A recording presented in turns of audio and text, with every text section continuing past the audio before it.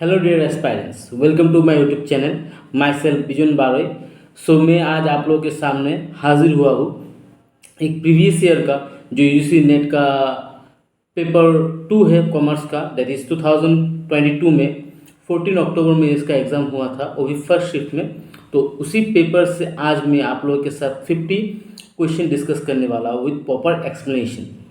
तो चलिए without wasting any time video को स्टार्ट करते हैं और आज का फर्स्ट क्वेश्चन देखते हैं। एंड अगर वीडियो को आप लोगों को अच्छा लगे तो काइंडली लाइक शेयर सब्सक्राइब कर दीजिएगा। और एक चीज़, अगर इसके रिलेटेड पार्ट 2 चाहिए तो उसके लिए आप कमेंट बॉक्स में मेंशन कर सकते हो। तो चलिए आज का पहला क्वेश्चन देखते हैं। आज का पहला क्वेश्चन है आप लोगों के पास, which one of the following is not a privilege और right of a holder in due course under negotiable instrument act. ठीक है, तो इनमें से कौन सा होल्डर इन ड्यू कोर्स का राइट नहीं है। तो याद रखिएगा, जब भी होल्डर इन ड्यू कोर्स का बात कहा जाता है तो उसमें कंसिडरेशन का बात आता है। ठीक है, तो कंसिडरेशन का बात जब भी आएगा वो क्या हो जाएगा, होल्डर इन ड्यू कोर्स का डेफिनेशन होता है। तो होल्डर इन ड्यू कोर्स का अगर बोला है यहाँ पे कौन सा राइट नहीं है, तो पहला वाला तो राइट है, that is estoppel against denying signature और capacity of prior party, a इसका राइट होता है। तो ये तो सही है। ठीक है, यहाँ पे ये सही है। Then estoppel against denying original validity of the instrument, this is also correct.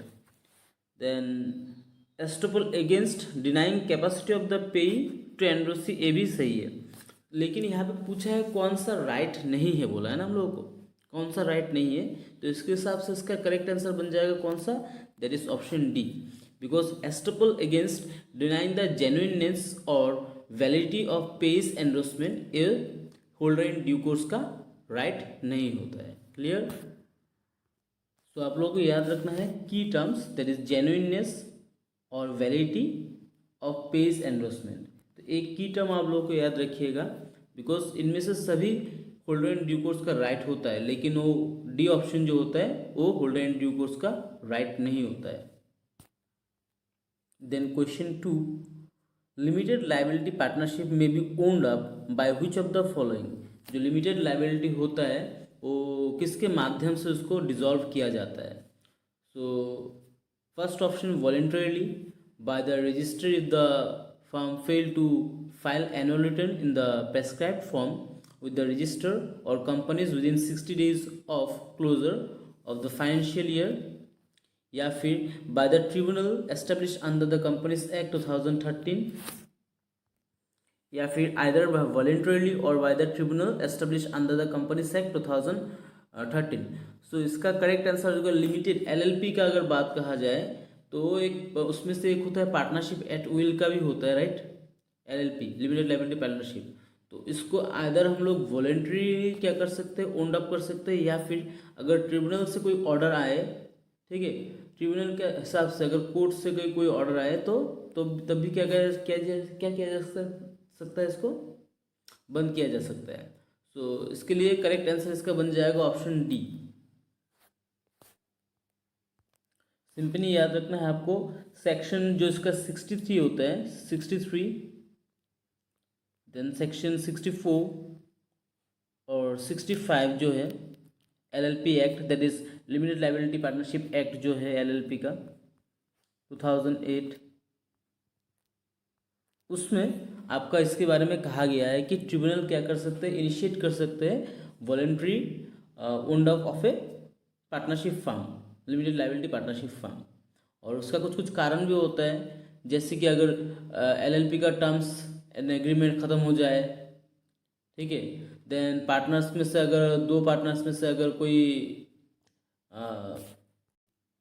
जो मिनिमम रिक्वायरमेंट होता है पार्टनरशिप का, उसमें से अगर दो पार्टनर्स में से एक पार्टनर अगर ना रहे बिजनेस में for more than 6 months, then अगर पार्टनर्स का होता है पोजीशन नहीं होता है कि वो लोग डेप्थ, उन लोगों का जो डेप्थ होता है वो पे करने का अगर पोजीशन में ना हो, तो बहुत सारा रीज़न होता है जिसके वजह से ट्रिब्यूनल क्या कर सकता है, एलएलपी को बंद कर सकते हैं। Then question number 3, which one of the following is correct regarding the negotiable instrument act in India। negotiable instrument act के एक्ट से रिलेटेड कौन सा पॉइंट यहाँ पे सही है। Option A cheque is always drawn on a banker, ये बात तो सही है। A cheque requires the acceptance by the drawee, no, ये बात तो गलत है। A bill of exchange can be drawn payable to bearer on demand, ना, ये भी गलत है। Then a promissory note containing a conditional promise, condition तो नहीं होगा प्रोमिसरी नोट में, वो भी गलत है। तो इसका करेक्ट आंसर बन जाएगा 3 का ऑप्शन ए। बिकॉज एक चेक क्या होता है, हमेशा क्या होता है, हम लोग ड्रॉ करते हैं किसके अगेंस्ट पे, बैंक के अगेंस्ट में। तो a cheque is always drawn on a banker is the correct answer. Question number 4, which one of the following does not fall in the ambit of the objectives of the competition act 2002 in India. तो इनमें से कौन सा 2002 का जो competition वाला act है उसका ऑब्जेक्टिव नहीं है। तो first of all encourage competition तो है, prevent abuse of dominant position ये भी है, रेगुलेट मार्जर्स एंड एक्विजिशन का भी बात ये करता है, लेकिन prevent monopolistic rights arising out of intellectual property right, इसका बात ये नहीं कहता है। क्लियर? ये मोनोपोली राइट को बैन करने का बात कहता है, लेकिन वो अगर इंटेलेक्चुअल प्रॉपर्टी राइट से अराइज होता है उसका बैन का बारे में ये बात नहीं कहता है। तो इसीलिए यहाँ पे पूछा गया है कि कौन सा ऑब्जेक्टिव नहीं है, तो इसका करेक्ट आंसर बन जाएगा option that is C, prevent monopolistic rights arising out of intellectual property. Then साथ ही में एंटी कंपटीशन को ख़त्म करने का बात भी कहता है, जो इंडिया में क्या, फिर कोई भी इंडिया में अगर कोई भी एंटी कॉम्पिटिटिव प्रैक्टिस चल रहा हो उसको ख़त्म करने का बात कहता है, उसका ऑब्जेक्टिव्स है। तो इनमें से कौन सा नहीं है, option C that is prevent monopolistic right arising out of intellectual property is not the objective of competition act 2002। ना एक न्यूमरिकल पार्टनरशिप से एक प्रॉब्लम दे के रखा है आप लोगों को। The profit for the year before appropriation ने पार्टनरशिप फर्म वाज 50,000, तो प्रॉफिट कितना दे के रखा है 50,000। Shagun one of the partner receives a salary of ₹4,000, Shagun को कितना रिसीव करता है Shagun 4,000 as a salary receive करता है, एंड साथ ही में इंटरेस्ट रिसीव करता है, and interest eight 10% per annum on his capital, that is 1 lakh rupees. Then Amir, the other partner receives interest on the capital at the same rate as Shagun. Amir's capital was 89,000. The share of profit, they share profits and losses equally, दोनों equally share करते हैं profit and loss को। Now what was the total share of profits credited to Amir's account, current account? तो हम लोग को यहाँ पे देके रखा है, 2 पार्टनर है, that is Shagun and Aamir, दोनों प्रॉफिट को इक्वली शेयर करते हैं। देन पीएल अप्रोप्रिएशन में, प्रॉफिट एंड लॉस के अप्रोप्रिएशन में आपका प्रॉफिट देके रखा है 50,000 का। अभी इसमें से शगुन को 4,000 मिलेगा एज सैलरी, एंड साथ ही में 10% इंटरेस्ट मिलेगा ऑन रुपीज़ 1 लाख रुपीज़, और आमिर को मिलेगा आपका 10% interest on his capital that is 89,000। अभी पूछा गया है कि टोटल कितना अमाउंट आमिर का अकाउंट में ट्रांसफ़र किया जाएगा या फिर क्रिएट किया जाएगा। तो सिंपली देखिए आपका टोटल प्रॉफिट कितना दे के रखा है, पहले तो 50,000 दे के रखा है, राइट, 50,000 दे के रखा है टोटल प्रॉफिट। इसमें से आपको 4,000 रुपया किसका माइनस करना पड़ेगा, इंटरेस्ट ऑन कैपिटल किसका, सैलरी माइनस करना पड़ेगा किसका, शगुन का। देन इसको माइनस करने के बाद बचेगा कितना आपके पास 46,000। इस 46,000 से आपको 10% इंटरेस्ट देना पड़ेगा किसको, शगुन को, तो यानी 10,000 आपको देना पड़ेगा as interest on capital to Shagun. तो बाकी रहेगा कितना 36,000, राइट, और इसमें से भी आपको 8,900 इंटरेस्ट देना पड़ेगा किसको, आमिर को। तो आमिर को 8,900 इंटरेस्ट मिलेगा। तो इसको माइनस करने के बाद कितना आ जाएगा, इसको माइनस करने के बाद बच जाएगा 27,100। नाउ अभी पूछा गया है क्वेश्चन में आमिर को कितना मिलेगा, तो आमिर को तो मिल रहा है पहले 8,900 मिल रहा है, राइट। साथ ही में ये जो 27,100 है इसका क्या मिलेगा, उसको हाफ मिलेगा। तो इतना 8,900 प्लस 27,100 का हाफ मिलेगा, यानी 13,550 उसको मिलेगा। और इन दोनों को अगर आप जोड़ देते हो तो जोड़ने के बाद आपका करेक्ट आंसर कौन सा बन जाता है, that is option C 22,450। Clear. तो 36,000 से 8,900 को माइनस करने के बाद इतना बच जाता है और इसी को हम लोगों को इक्वली शेयर करना है दोनों के बीच में। तो शेयर करने से कितना हो जाता है 13,550 और इन दोनों को अगर हम लोग जोड़ देते हैं तो आंसर बन जा रहा है कितना, option C that is 22,450। Then question number 6. The examination of documentary evidence in support of transaction contained in the books of accounts is termed as which of the following? तो हम लोग जब भी एग्जामाइन करते हैं डॉक्यूमेंट्री एविडेंस को इन support of transaction, उसको क्या कहते हैं हम लोग, वाउचिंग कहते हैं। बेसिकली जो वाउचर्स होता है like bills of exchange, invoices, bank statement, जिसके माध्यम से हम लोग क्या करते हैं, जितना भी डॉक्यूमेंट है उन लोगों का जो ऑथेंटिसिटी है, अथॉरिटी है, ठीक है, ट्रांजेक्शन का, उसको हम लोग क्या करते हैं, वेरीफाई करते हैं। तो उसी को बेसिकली क्या कहा जाता है, आपका वाउचिंग कहा जाता है। Then which one of the following approaches of human resource accounting was suggested by Brummet, Flamholtz and Pyle? तो इन तीनों ने मिलकर कौन सा ह्यूमन रिसोर्स अकाउंटिंग का सजेशन दिया था, दैट इज आपका हिस्टोरिकल कॉस्ट एनालिसिस। तो B will be the correct answer. और अगर रिप्लेसमेंट कॉस्ट अप्रोच का बात में कहूँ तो इसका सजेशन किसने दिया था, आपका रैंसिस लाइकर्ट। रैंसिस लाइकर्ट ने इसका सजेशन दिया था। देन इसमें यहाँ पे अपॉर्चुनिटी कॉस्ट जो है इसको सजेस्ट किया गया था किसके द्वारा, हैकीमैन एंड जोन्स के द्वारा, HNJ, that is Hekimian and Jones के द्वारा सजेस्ट किया गया था। ये हिस्टोरिकल कॉस्ट अप्रोच में क्या होता है, बेसिकली जितना भी कॉस्ट होता है रिक्रूटमेंट के साथ रिलेटेड, एक्विजिशन के साथ related, formal training of the employees, informal training या फिर इनफॉर्मल फेमिलराइजेशन, जितना भी कॉस्ट होता है वो एक्सपीरियंस एंड डेवलपमेंट का हो, सबको एक साथ में सम अप किया जाता है। सम अप करने के बाद इसको क्या किया जाता है, एनुअली एमोटाइज्ड किया जाता है। यानी वो जो recruitment, acquisition, formal training, informal familiarisation, experience and development के पीछे, एम्प्लॉयज़ के पीछे जितना भी खर्चा किया जाता है उसको चार्ज किया जाता है किसके अगेंस्ट में, ह्यूमन रिसोर्स के अगेंस्ट में। यानी इन सभी कॉस्ट को सम अप किया जाता है to indicate the value of the human resource. Human resource को वैल्यू को इंडिकेट करने के लिए यूज़ किया जाता है और बाद में इसी को क्या किया जाता है, एनुअली एमोटाइज्ड किया जाता है over a period of time. Then question number 8 में फिर से आप लोगों को एक न्यूमेरिकल प्रॉब्लम दे के रखा है। नेट प्रॉफिट बिफोर टैक्स दे के रखा है कितना है, 1 लाख। 10% प्रेफरेंस शेयर है ऑफ रुपीज़ 10 ईच, तो टोटल कितना है शेयर कैपिटल प्रेफरेंस शेयर का, 1 lakh rupees. Equity share capital आपका क्या है 10 ईच, वो भी कितना है 1 लाख का है। नाउ टैक्सेशन आपका कितना लगा है, 50% लगा है ऑन नेट प्रॉफिट। तो अभी पूछा गया है क्वेश्चन में which of the following, which one among the following is the earning per share। तो आपको EPS निकालना है, अर्निंग पर शेयर निकालना है। तो बेसिकली क्या होगा इसका आंसर, इसका आंसर हो जाएगा आपका option B that is 4। Basically आपके पास नेट प्रॉफिट कितना है 1 लाख है। इस 1 लाख से जब आप 50,000 को घटाओगे, टैक्सेशन को घटाओगे 50% दैट इज 1 लाख, आपके पास कितना है नेट प्रॉफिट है, राइट। इस 1 लाख से आपको क्या करना है, 50,000 टैक्सेशन का चला जाएगा, 50% ऑफ नेट प्रॉफिट करने से कितना जाएगा आपका, रह जाएगा रिमेनिंग, आपके पास रह जाएगा 50,000, right.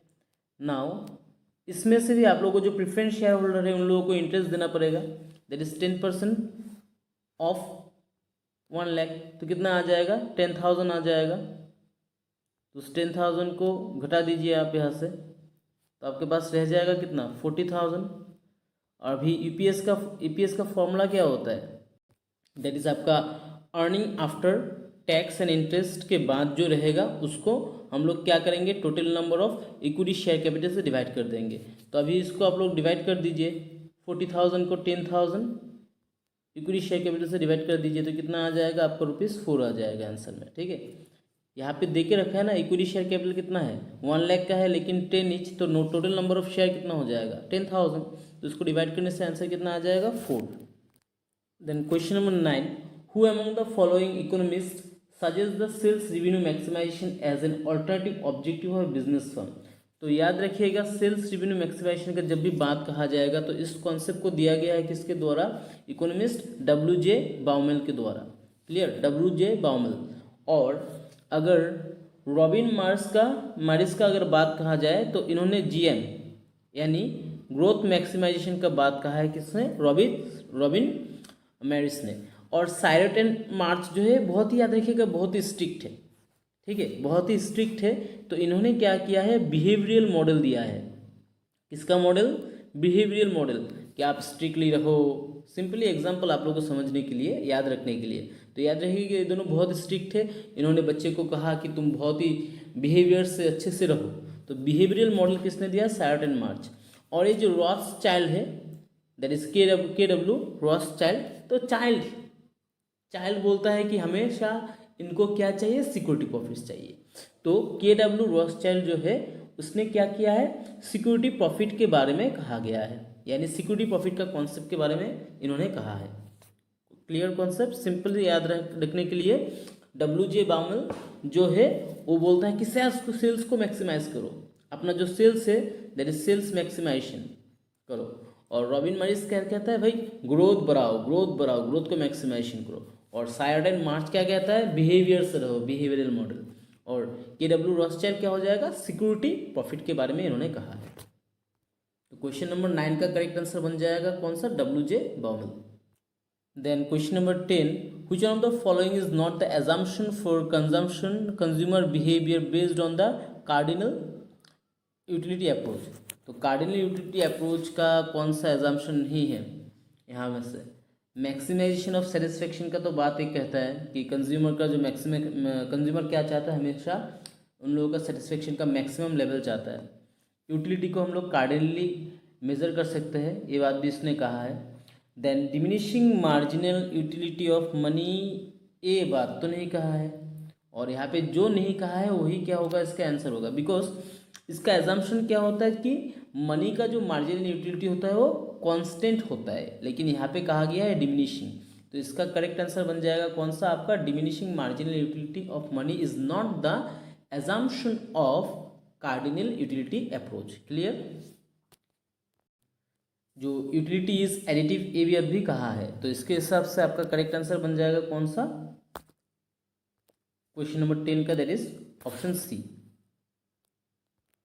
Then 11, which one of the following relationships regarding price elasticity coefficient with change in price and change in total revenue is incorrect? So इनमें से कौन सा ऑप्शन इनकरेक्ट है वो बात बताना है। तो यहाँ पे पहला क्वेश्चन कौन सा है, elasticity of demand when equal to 0, then elasticity of 0, ये गलत है। हाँ, यहाँ पे ये ग्रेटर देन 1 होगा, ये 0 नहीं होगा, ग्रेटर देन 1 होगा। मैं आपको शो करता हूँ।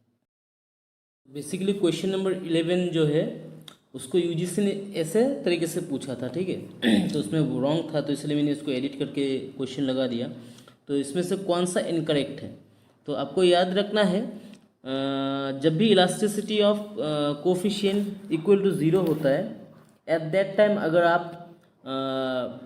चेंज को बढ़ाओगे तो आपका क्या होता है, रेवेन्यू भी बढ़ता है। और सिमिलरली अगर आप प्राइस घटाते हो तो आपका रेवेन्यू भी घट जाता है। तो ये तो सही है, ये स्टेटमेंट सही है आपका पहला वाला।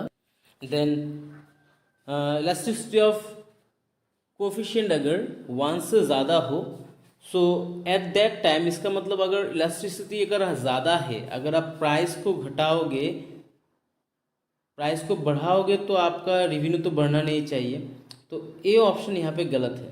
बिकॉज इलास्टिसिटी कोफिशिएंट हाई होने का मतलब क्या होता है, अगर आप थोड़ा भी प्राइस में चेंज करोगे तो कंज्यूमर लोग क्या करेगा, आपका जो प्रोडक्ट है उससे स्विच कर देंगे, यानी वो लोग क्या करेगा, दूसरा प्रोडक्ट को कंज्यूम करना स्टार्ट कर देंगे। तो at that point of time आप अगर प्राइस को बढ़ाते हो तो आपका जो कंज्यूमर लोग है वो आपसे चला जाएगा।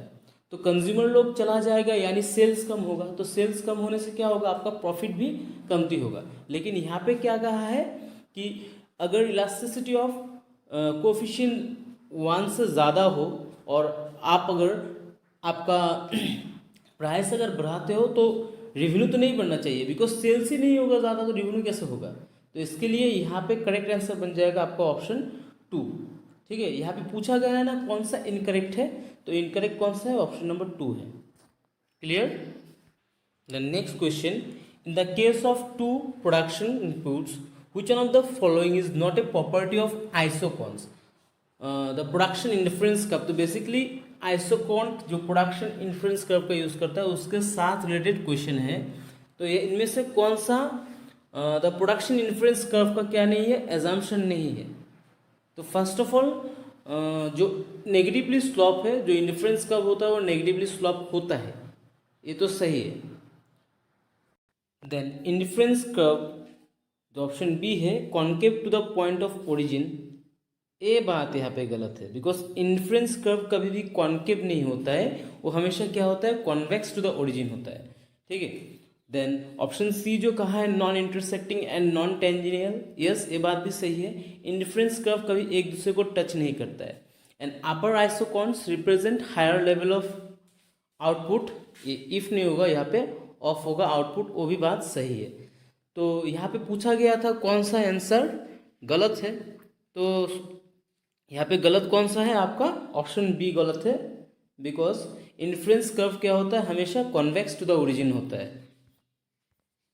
तो आपका क्वेश्चन नंबर 13 जो है बेसिकली आपको एवरेज रेट ऑफ रिटर्न निकालना है, जहाँ पे कहा गया है कि एक project requires an initial investment of ₹56,125 and it's estimated salvage value देके रखा है कितना, 3000।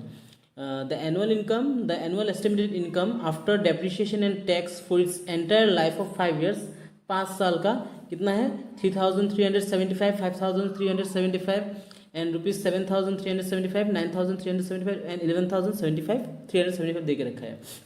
तो जब भी आपको एवरेज रेट ऑफ रिटर्न निकालना है तो आपको याद रखना है फॉर्मूला, क्या formula, that is average income divided by average investment. तो पहले हम लोग क्या करेंगे, एवरेज इनकम निकाल लेंगे। ठीक है, तो एवरेज इनकम कैसे निकालेंगे, जितना भी साल का लास्ट प्रीवियस ईयर का जितना भी इनकम है उसको जोड़ दो, यानी यहाँ पे जितना भी इनकम है सबको जोड़ दो। तो इन सबको अगर हम लोग जोड़ते हैं, प्लस करते हैं, तो प्लस करने के बाद आपका वैल्यू कितना निकल के आता है, 36,875 निकल के आता है इन सब का वैल्यू, अगर हम लोग इस 5 को प्लस करते हैं। देन इसके बाद कितना साल का दिया है, 5 years, तो डिवाइडेड बाय 5 कर दीजिए। तो डिवाइडेड बाय 5 करते ही क्या आ जाएगा आपका, दैट इज इसको अगर डिवाइड करते हो 5 से, तो आपका एवरेज इन्वेस्टमेंट निकल के कितना आता है, एवरेज इन्वेस्टमेंट निकल के आ जाता है आपका एवरेज इनकम निकल के कितना आता है, 7,375। तो ये तो आ गया आपका एवरेज इनकम, क्या आ गया, एवरेज इनकम। सो यहाँ पे आपने एवरेज इनकम निकाल लिया कितना, एवरेज इनकम निकाल लिया आपने 7,375। अभी आपको क्या निकालना है, एवरेज इन्वेस्टमेंट, क्या निकालना है, एवरेज इन्वेस्टमेंट। ठीक है, तो एवरेज इन्वेस्टमेंट कैसे निकालोगे आप, तो उसका फॉर्मूला बेसिकली क्या होता है, आपका जो सैल्वेज वैल्यू है SV प्लस इसके साथ हाफ इनटू क्या करना है, आपका कॉस्ट ऑफ मशीन जो है दैट इज COM, मैं इसको लिखता हूँ cost of machine minus SV, यानी सैल्वेज वैल्यू माइनस SV। ठीक है, तो अगर यहाँ पे आप इसका वैल्यू पुट कर देते हो, सैल्वेज वैल्यू कितना देके रखा है क्वेश्चन में, 3000, then plus 1/2, then cost of machine कितना है, दैट इज इन्वेस्टमेंट कितना है आपका 56,125 माइनस सैल्वेज वैल्यू कितना है आपका 3000। तो इसको माइनस करने के बाद, इसको अगर आप सॉल्व करते हो, सॉल्व करने के बाद आपका एवरेज इन्वेस्टमेंट निकल के कितना आता है, एवरेज इन्वेस्टमेंट निकल के आता है अप्रोक्सीमेटली आपका आएगा दैट इज 29,562.50 अप्रोक्सीमेटली ये वैल्यू निकल के आ जाएगा। ठीक है, 29,562। तो आपने एवरेज इनकम निकाल लिया, एवरेज इन्वेस्टमेंट निकाल लिया। अभी फॉर्मूला में पुट कर दीजिए, फॉर्मूला क्या था आपका, सिंपली ये फॉर्मूला होता है दैट इज एवरेज इनकम जो है एवरेज इनकम डिवाइडेड बाय, आपका क्या होता है, average income divided by average investment. ठीक है, इनटू 100। तो 3775 से आपको 100 को मल्टीप्लाई करना है। मल्टीप्लाई करने के बाद आप इसको डिवाइड करोगे, तो डिवाइड करने के बाद सॉरी फॉर द आपको अप्रोक्सीमेटली क्या मिल जाएगा, 24.94% निकल के आ जाएगा। That is average investment divided by average income divided by average investment into 100 करने से आपका कौन सा वैल्यू निकल के आता है, ये वैल्यू निकल के आता है 24.94। तो इसके हिसाब से आपका आंसर कौन सा बन जाएगा, the answer should be option number what, that is A. Option number ए बन जाएगा आपका। सॉरी, क्वेश्चन का ऑप्शन में थोड़ा गलती है, हाँ यहाँ पे 26 नहीं होगा, इसको करेक्ट कर लीजिएगा आप लोग, ये होगा 24.9%। तो प्रिंटिंग मिस्टेक या टाइपिंग मिस्टेक आप कह सकते हो, ठीक है, टाइपिंग मिस्टेक में थोड़ा गलत हो गया। तो इसका करेक्ट आंसर बन जाएगा कौन सा, option A, that is 24.9%। Question number 14, in comparison to domestic equity investment foreign equity investment would be preferred if it offers in which of the following situation. आप लोग डोमेस्टिक इक्विटी इन्वेस्टमेंट को छोड़ के आप लोग फॉरेन इक्विटी इन्वेस्टमेंट में कब जाओगे या कब प्रिफर करोगे। सिंपल सी बात है, जब आप लोगों को क्या मिलेगा, हायर डिविडेंड यील्ड मिलेगा and higher rate of capital appreciation मिलेगा। सो इसका करेक्ट आंसर बन जाएगा कौन सा, ऑप्शन ए, क्योंकि जहाँ पे आपको ज़्यादा बेनिफिट होगा वहीं पे तो आप जाओगे ना, यानी जहाँ पे आपको सबसे ज़्यादा डिविडेंड मिलेगा और ज़्यादा कैपिटल एप्रिसिएशन होगा वहीं पे। Next, the potential that a firm's consolidated financial statements be affected as a result of changes in exchange rate is called as.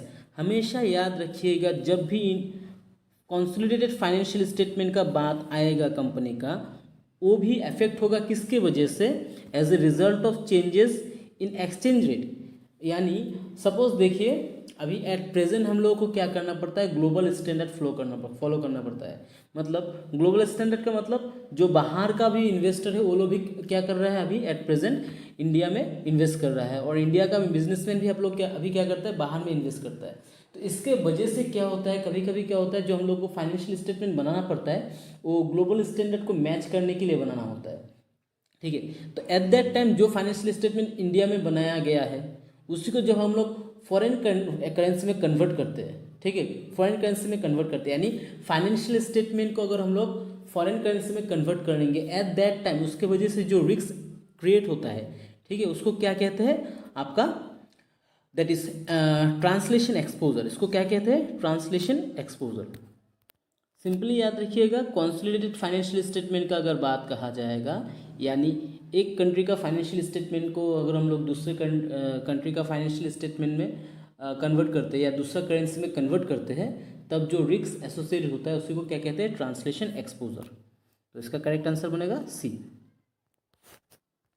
Then question number 16, which one of the following is a method of converting a non-productive inactive asset that is receivable into a productive asset with cash by calling receivable to a company that specializes in their collection and administration। Basically simply याद रखिएगा, कभी कभी आप लोगों को पता है, हम बिजनेसमैन लोग जो बिजनेस करते हैं उन लोगों का जो लेन देन होता है वो लोग हमेशा तो कैश में नहीं करते हैं, वहाँ पे bills of exchange, promissory note, drafts, cheques वगैरह वगैरह सब कुछ इन्वॉल्व होता है ना। अभी जब भी इन सब नेगोशिएबल इंस्ट्रूमेंट में डील किया जाता है, that is non productive inactive asset, कभी कभी क्या होता है, बिजनेसमैन लोगों को क्या करना होता है, लॉस भी झेलना पड़ता है। वो बैड डेट का बात तो आप लोगों ने सुना ही है कि पैसा लिया लेकिन देता नहीं है। तो बेसिकली क्या होता है, बिजनेसमैन लोगों को ये सब प्रॉब्लम फेस करना पड़ता है, ठीक है। तो अभी बिजनेस करना तो पड़ेगा, करने के लिए आपका जो नेगोशिएबल इंस्ट्रूमेंट है उस सब का मतलब यूज़ तो करना ही होगा, और करने की वजह से बैड डेट होने का भी रिस्क क्रिएट होता है। तो इन दैट सिचुएशन बिजनेसमैन लोग क्या करते हैं, एक स्पेशलिस्ट एजेंसी को हायर करते हैं। एक स्पेशलाइज्ड एजेंसी, कौन सा agency, that is factoring agency. ये सब एजेंसी बेसिकली क्या होता है, स्पेशलाइज होता है in the field of collecting डेब्ट इंस्ट्रूमेंट, यानी डेब्ट इंस्ट्रूमेंट को कलेक्ट करना है, कलेक्ट करने के बाद वहाँ से पैसे को रियलाइज करने में ये लोग क्या होता है, एक्सपर्ट होता है। तो बेसिकली कंपनी लोग क्या करते हैं, उन लोगों का जितना भी डेब्ट्स वगैरह वगैरह होता है, मतलब बिल्स ऑफ एक्सचेंज बोलिए, ठीक है, नेगोशिएबल इंस्ट्रूमेंट बोलिए, अदर प्रोमिसरी नोट, वो सब क्या करते हैं ये लोग उस कंपनी को दे देते हैं। वो कंपनी क्या करता है, दैट इज फैक्टरिंग कंपनी जो होता है वो उसको कलेक्ट करने के बाद क्या करता है, पैसे को जो ओरिजिनली उसका मतलब क्या बोलते हैं उसको, यानी ओरिजिनली जिसको पैसा देना होता है, ठीक है, उससे पैसा कलेक्ट करके एक फैक्टरिंग एजेंसी क्या करता है, उस पैसे को कंपनी लोगों को दे देता है। तो मैंने आंसर यहाँ पे बता ही दिया, क्वेश्चन पूरा दिखाया भी नहीं लेकिन आंसर बता दिया मैंने। सो बाद बाकी का ऑप्शन क्या था यहाँ पे, अंडरराइटिंग, गारंटिंग, फैक्टरिंग। अंडरराइटिंग कुछ अलग ही होता है, बेसिकली जो शेयर इशू के टाइम में इसको यूज़ किया जाता है, तो अंडरराइटिंग तो नहीं होगा। तो इसका करेक्ट आंसर बनेगा क्या, फैक्टरिंग। एंड बिल डिस्काउंटिंग क्या है तो आप लोगों को पता ही है। आप लोगों के पास अगर कोई नेगोशिएबल इंस्ट्रूमेंट है, आप क्या कर सकते हो, उसको बैंक में जाके बिफोर इट्स मेच्योरिटी डेट उसको जमा करके आप पैसे विड्रॉ कर सकते हो। तो that is bill discounting. Bill discounting यहाँ पे नहीं होगा, फैक्टरिंग होगा बिकॉज फैक्टरिंग का मतलब ही क्या होता है, स्पेशलाइज एजेंसी लोग जो क्या करता है, जितना भी रिसीवेबल्स है उसको कलेक्ट करता है क्लाइंट से कलेक्ट करने के बाद उसका जो पैसा है वो जिनको देना होता है पैसा, उससे कलेक्ट करके क्लाइंट को फिर से दे देता है, और उसके अगेंस्ट में ये लोग कुछ फ़ी भी चार्ज करते हैं। या फिर सिंपली कहूँ, अगर मैं एक बिजनेसमैन हूँ, सपोज मैं एक बिजनेसमैन हूँ, मेरे पास ढेर सारा बिल्स ऑफ एक्सचेंज या नेगोशिएबल इंस्ट्रूमेंट है, ठीक है, जो मेरे को पैसा लेना है डिफरेंट कस्टमर से, BCDEF डिफरेंट कस्टमर से पैसा लेना है, लेकिन कुछ प्रॉब्लम होता है पैसा कलेक्शन के टाइम में। तो मैंने क्या किया, मैंने वाई नामक एक फैक्टर को हायर किया। तो मैं क्या करूँगा, जितना भी मेरा बिल रिसीवेबल है इस सबको मैं बेच दूंगा किसके पास, दैट इज इस फैक्टर को बेच दूंगा, वाई को बेच दूंगा, ठीक है। वाई को बेचने के बाद वाई क्या करेगा, इन लोगों से पैसे को कलेक्ट करेगा। तो दिस इज कॉल्ड फैक्टरिंग। तो वाई को अगर मैं बेचूंगा तो वाई तो मेरे को पैसा देगा ना, तो मेरे को पैसा भी मिल जाएगा। बाद में वाई क्या करेगा, ये जितना भी मतलब इसका क्लाइंट है, ए का जितना भी कस्टमर्स था BCDE, इन लोगों से वाई क्या करेगा, पैसे को कलेक्ट करेगा। और एक चीज़ याद रखिएगा, ये फैक्टरिंग जो होता है वो भी डिस्काउंटिंग में होता है, डिस्काउंटिंग प्राइस में होता है। डिस्काउंटिंग प्राइस का मतलब क्या है, सपोज मैं ए था ना, मेरे पास जितना भी नेगोशिएबल इंस्ट्रूमेंट है, सपोज उसका टोटल वैल्यू कितना था, आपका जितना भी नेगोशिएबल इंस्ट्रूमेंट है उसका टोटल वैल्यू था मेरे पास 5 lakh rupees, total value 5 lakh rupees था, ठीक है, 5 लाख टोटल रुपीज़ का वैल्यू था। मैंने वही नेगोशिएबल इंस्ट्रूमेंट वाई को बेचा है कितने में, सपोज 4,80,000 में, तो यानी कमती दाम में बेचा है। तो दिस इज कॉल्ड डिस्काउंटिंग। यानी फैक्टर के टाइम में क्या होता है, डिस्काउंटिंग में कंपनी क्या करता है, उन लोगों का जितना भी नेगोशिएबल इंस्ट्रूमेंट है वो फैक्टर को बेच देते हैं एट डिस्काउंटिंग प्राइस, और इसके माध्यम से वाई क्या करता है, अपने लिए पैसे को, ए क्या करता है, अपने लिए पैसे को रेज करता है। आई होप इसका कॉन्सेप्ट आप लोगों को अच्छे से समझ में आ गया। Then question number 17, which one of the following summary measures denotes the degree of lopsidedness in a distribution? Lopsidedness आप लोगों को सिंपली याद रखना है, lopsidedness का मतलब होता है क्या, डिससिमेट्री या फिर इम्बैलेंस। तो इम्बैलेंस या फिर lopsidedness को हम लोग, या डिससिमेट्री को हम लोग मेजर करने के लिए किसको यूज़ करते हैं, स्क्यूनेस को। तो इसका करेक्ट आंसर बन जाएगा कौन सा, आपका measure of skewness, that is option C. Which one of the following statement is true? The sum of absolute deviation measured from median is the least. Then, if each value in a given series is multiplied by a constant k, the variance of the new series would be equal to the variance of the given series. Then, the variance is the square of the value of the standard deviation divided by mean. ना, ये तो एकदम गलत है, ये statement नहीं हो सकता है। z square value of x is the ratio between x divided by mean ना। सर ये क्या कहते हो आप, z स्क्वायर का तो फॉर्मूला कुछ अलग ही होता है ना, दैट इज आपका क्या होता है, z स्क्वायर का फॉर्मूला होता है दैट इज मीन आपका mu, that is divided by standard deviation होता है ना। तो यहाँ पे मीन तो नहीं होगा, बिकॉज इसका फॉर्मूला क्या होता है, स्टैंडर्ड डिविएशन से डिवाइड होता है, तो ए भी गलत होगा, डी गलत हो गया यहाँ पे। Then if each value in a given series is multiplied by a constant k, the variance of the new series would be equal to the variance of the given series. No, ये क्या होगा इसका, ये जो है इस when each value in given series is multiplied by a constant k, ठीक है, कांस्टेंट k से मल्टीप्लाई किया जाता है एक सीरीज में जितना भी वैल्यू है, the variance of the new series, इसका जो वेरिएंस होता है new series of the variance, it would be equal to the variance of the given series नहीं होगा, it would be equal to the variance of the given series multiplied by K square होगा। तो ए भी गलत answer है, ठीक है, इसका स्टेटमेंट ए भी गलत है। लेकिन जो स्टेटमेंट 1 है, the sum of absolute deviation measured by median is the least, ये सही है। ऑप्शन बी क्यों सही नहीं है? बिकॉज इसको जो स्टेटमेंट में थोड़ा मिसिंग है, would be equal to the variance of the given series multiplied by K square, तो ये स्टेटमेंट यहाँ पे मिसिंग है, तो इसके लिए ये गलत है, ठीक है।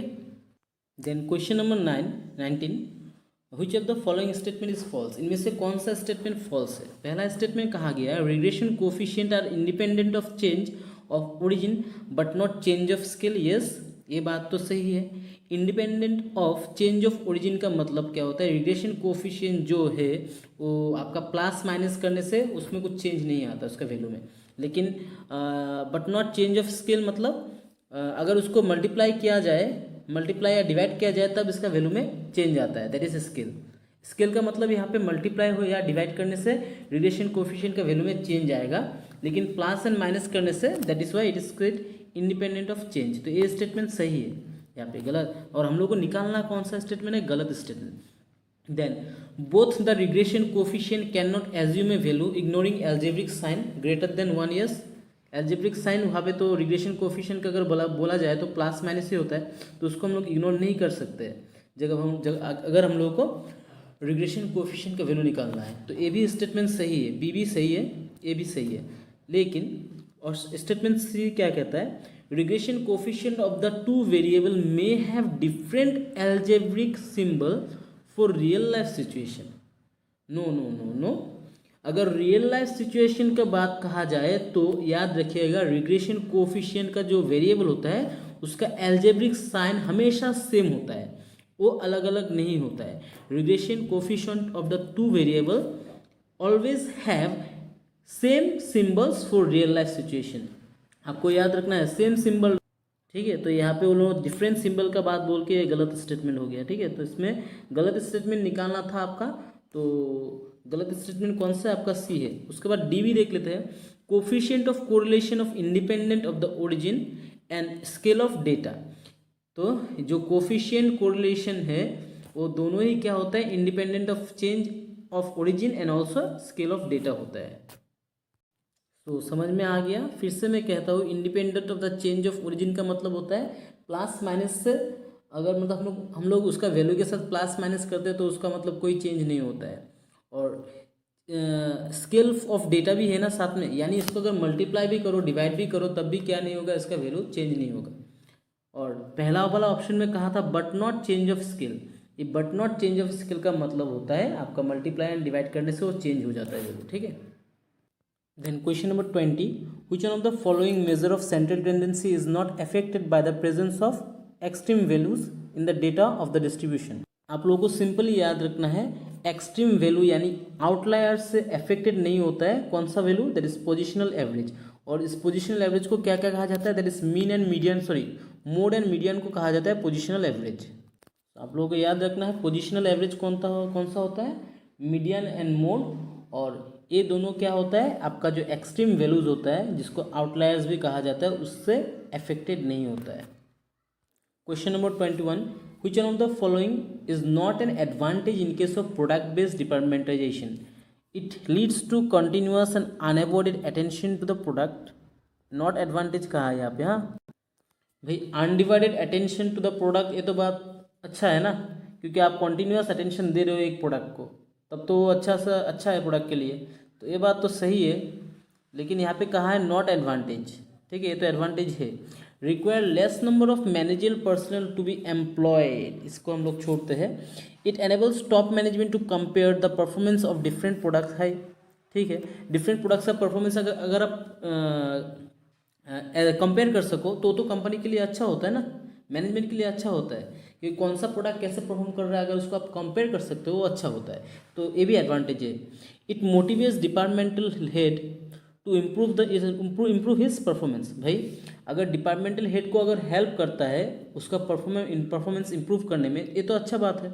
तो यहाँ पे कहा गया अगर डिपार्टमेंटलाइजेशन करते हो, कभी आपको लगता है कि डिपार्टमेंट अगर आप बढ़ाते हो आपको लेस नंबर ऑफ एम्प्लॉयज़ चाहिए होगा, मैनेजर पर्सन चाहिए। भाई आप जितना ज़्यादा डिपार्टमेंट बनाओगे उतना ज़्यादा आपको क्या चाहिए होगा, मैनेजरियल पर्सनल चाहिए होगा। तो this should be the wrong answer, और यहीं पे यही करेक्ट होगा, बिकॉज यहाँ पे पूछा है कौन सा नॉट एडवांटेज है। तो नॉट एडवांटेज में कौन सा आ जाएगा, require less number of managerial personal to be employed. Question number 22. Through which one of the following influences of workers' participation in management regarding safety and welfare and work-related issues are resolved? ओ क्या होगा, informing, no, अगर उन लोगों का safety welfare के बारे में अगर कहा जाए तब तो बातचीत करना पड़ेगा ना उन लोगों से, बार्गेनिंग तो नहीं हो सकता है, इन्फॉर्मेशन शेयरिंग भी नहीं हो सकता है, को डिटर्मिनेशन भी नहीं हो सकता है। इसका करेक्ट आंसर बन जाएगा कंसल्टेशन। ठीक है, कंसल्टेशन के माध्यम से हम लोग क्या कर सकते हैं, वर्कर्स का जो पार्टिसिपेशन है regarding their safety and welfare, उसको हम लोग क्या कर सकते हैं, उस इशू को सॉल्व कर सकते हैं, बातचीत करके हम लोग सॉल्व कर सकते हैं।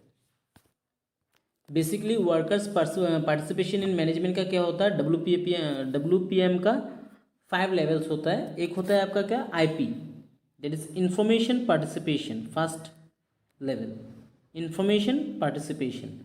देन आपका हो जाता है consultative importance, CI, consultative importance, जहाँ पे हम लोग बातचीत करके सोल्यूशन निकालते हैं। देन थर्ड लेवल क्या हो जाता है आपका,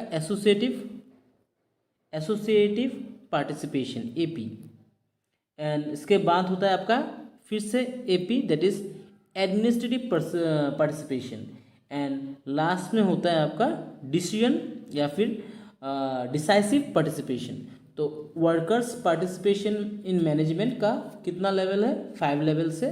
पहला कौन सा है आपका, इंफॉर्मेशन पार्टिसिपेशन, देन आपका हो जाता है कंसल्टिव इम्पोर्टेंस, देन आपका थर्ड लेवल में associative participation, then fourth level में administrative participation, and fifth level में आ जाएगा आपका डिसिसिव या फिर डिसाइसिव पार्टिसिपेशन।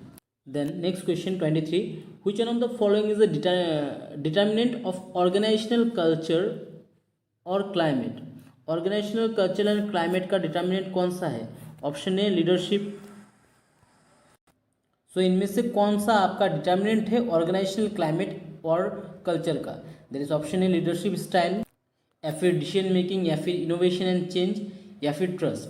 डिसीजन मेकिंग तो नहीं होगा, ऑर्गेनाइजेशनल क्लाइमेट का बात कहा है ना यहाँ पे, क्लाइमेट और कल्चर का डिटर्मिनेंट। तो इनोवेशन एंड चेंज भी नहीं होगा, ट्रस्ट भी नहीं होगा। अगर ऑर्गेनाइजेशन का बात कहा गया है तो उस केस में आपका सटीक आंसर बन जाएगा लीडरशिप स्टाइल। ठीक है, because leadership style is a determinant जो क्या करता है, ऑर्गेनाइजेशन का क्लाइमेट और कल्चर को डिटर्मिन करने में हेल्प करता है। Then, which one of the following tests measure the applicant's capacity to learn the skill required for a job? एक जॉब के लिए जो रिक्वायर्ड स्किल है उसको लर्न करने के लिए, या यानी एक पर्टिकुलर जॉब करने के लिए जो स्किल्स आपको चाहिए, उस स्किल्स को सीखने का कैपेसिटी एक एम्प्लॉय के अंदर में या फिर एप्लीकेंट के अंदर में कितना है, उसको मेजर कौन सा टेस्ट करता है, दैट इज आपका एप्टीट्यूड टेस्ट। ठीक है, What has been the primary motive of central banks raising interest rates in recent times? तो रिसेंट टाइम्स में देखा गया है कि RBI ने क्या किया है, जो इंटरेस्ट रेट है उसको बढ़ाया है। तो उसको बढ़ाने का कारण क्या है, इंटरेस्ट रेट बढ़ाने का सिंपल सा कारण है, याद रखिएगा। आपको क्या करना है, RBI इंटरेस्ट रेट को बढ़ाता है ताकि इन्फ्लेशन को कंट्रोल कर सके। तो इसका करेक्ट आंसर बन जाएगा ऑप्शन बी, क्योंकि इन्फ्लेशन कब होता है, जब मार्केट में आपका डिमांड होता है बहुत ज़्यादा और मनी का जो वैल्यू है वो घट जाता है, यानी जब लोगों के पास अवेलेबिलिटी ऑफ फंड्स होता है, जब ह्यूमन के पास बहुत ज़्यादा पैसा होगा तब वो लोग क्या करेंगे, ज़्यादा से ज़्यादा चीज़ों का डिमांड करेंगे, और डिमांड करने के कारण क्या होगा, प्राइस रेज होगा। प्राइस बढ़ने के कारण क्या हो जाएगा, आपका जो मनी वैल्यू है वो घट जाता है, और इसी के वजह से तो इन्फ्लेशन होता है ना। तो RBI क्या करता है, कभी कभी क्या करते हैं RBI, इंटरेस्ट रेट को हाई कर देते हैं। जब इंटरेस्ट रेट हाई कर देगा, लोगों को लोन कहाँ से मिलता है, बैंक से मिलता है, और जब बैंक हाई इंटरेस्ट चार्ज करेगा लोन के अगेंस्ट में, कोई पब्लिक जाएगा क्या बैंक से लोन लेने के लिए, नहीं जाएगा। तो जब लोन नहीं मिलेगा इजीली पब्लिक को, तब ऑटोमेटिकली मार्केट में मनी सप्लाई रिड्यूस हो जाएगा, और मनी सप्लाई रिड्यूस होने से आपको क्या पता होगा, डिमांड का वैल्यू, डिमांड घट जाएगा, और डिमांड घटते ही क्या होगा, प्राइस कंट्रोल में आएगा, यानी इन्फ्लेशन कंट्रोल में आएगा। तो बेसिकली आप लोगों को देखा जाता है, आप लोग देखिएगा मार्केट में आरबीआई क्या होता है, क्या करता है, इंटरेस्ट रेट को बढ़ाता है, और उसके पीछे का कारण क्या है, इन्फ्लेशन को कंट्रोल करना, दैट इज टेमिंग इन्फ्लेशन। ठीक है, next, which of the following products would require intensive modification in the international arena. Intensive modification किस में चाहिए, टेनिस रैकेट में? अरे ना भाई, ये तो बात सही नहीं है, क्या बात कर रहे हो, इंटेंसिव कंपटीशन यहाँ पे कहाँ से आएगा, नहीं, टेनिस रैकेट नहीं हो सकता है। कॉस्मेटिक्स सोचते हैं, उसके बाद देखते हैं, टेनिस रैकेट तो नहीं होगा। देन नोटबुक कंप्यूटर, इसमें भी नहीं है, इतना इंटेंसिव कंपटीशन नहीं है, इंटेंसिव कंपटीशन बहुत ही, ठीक है।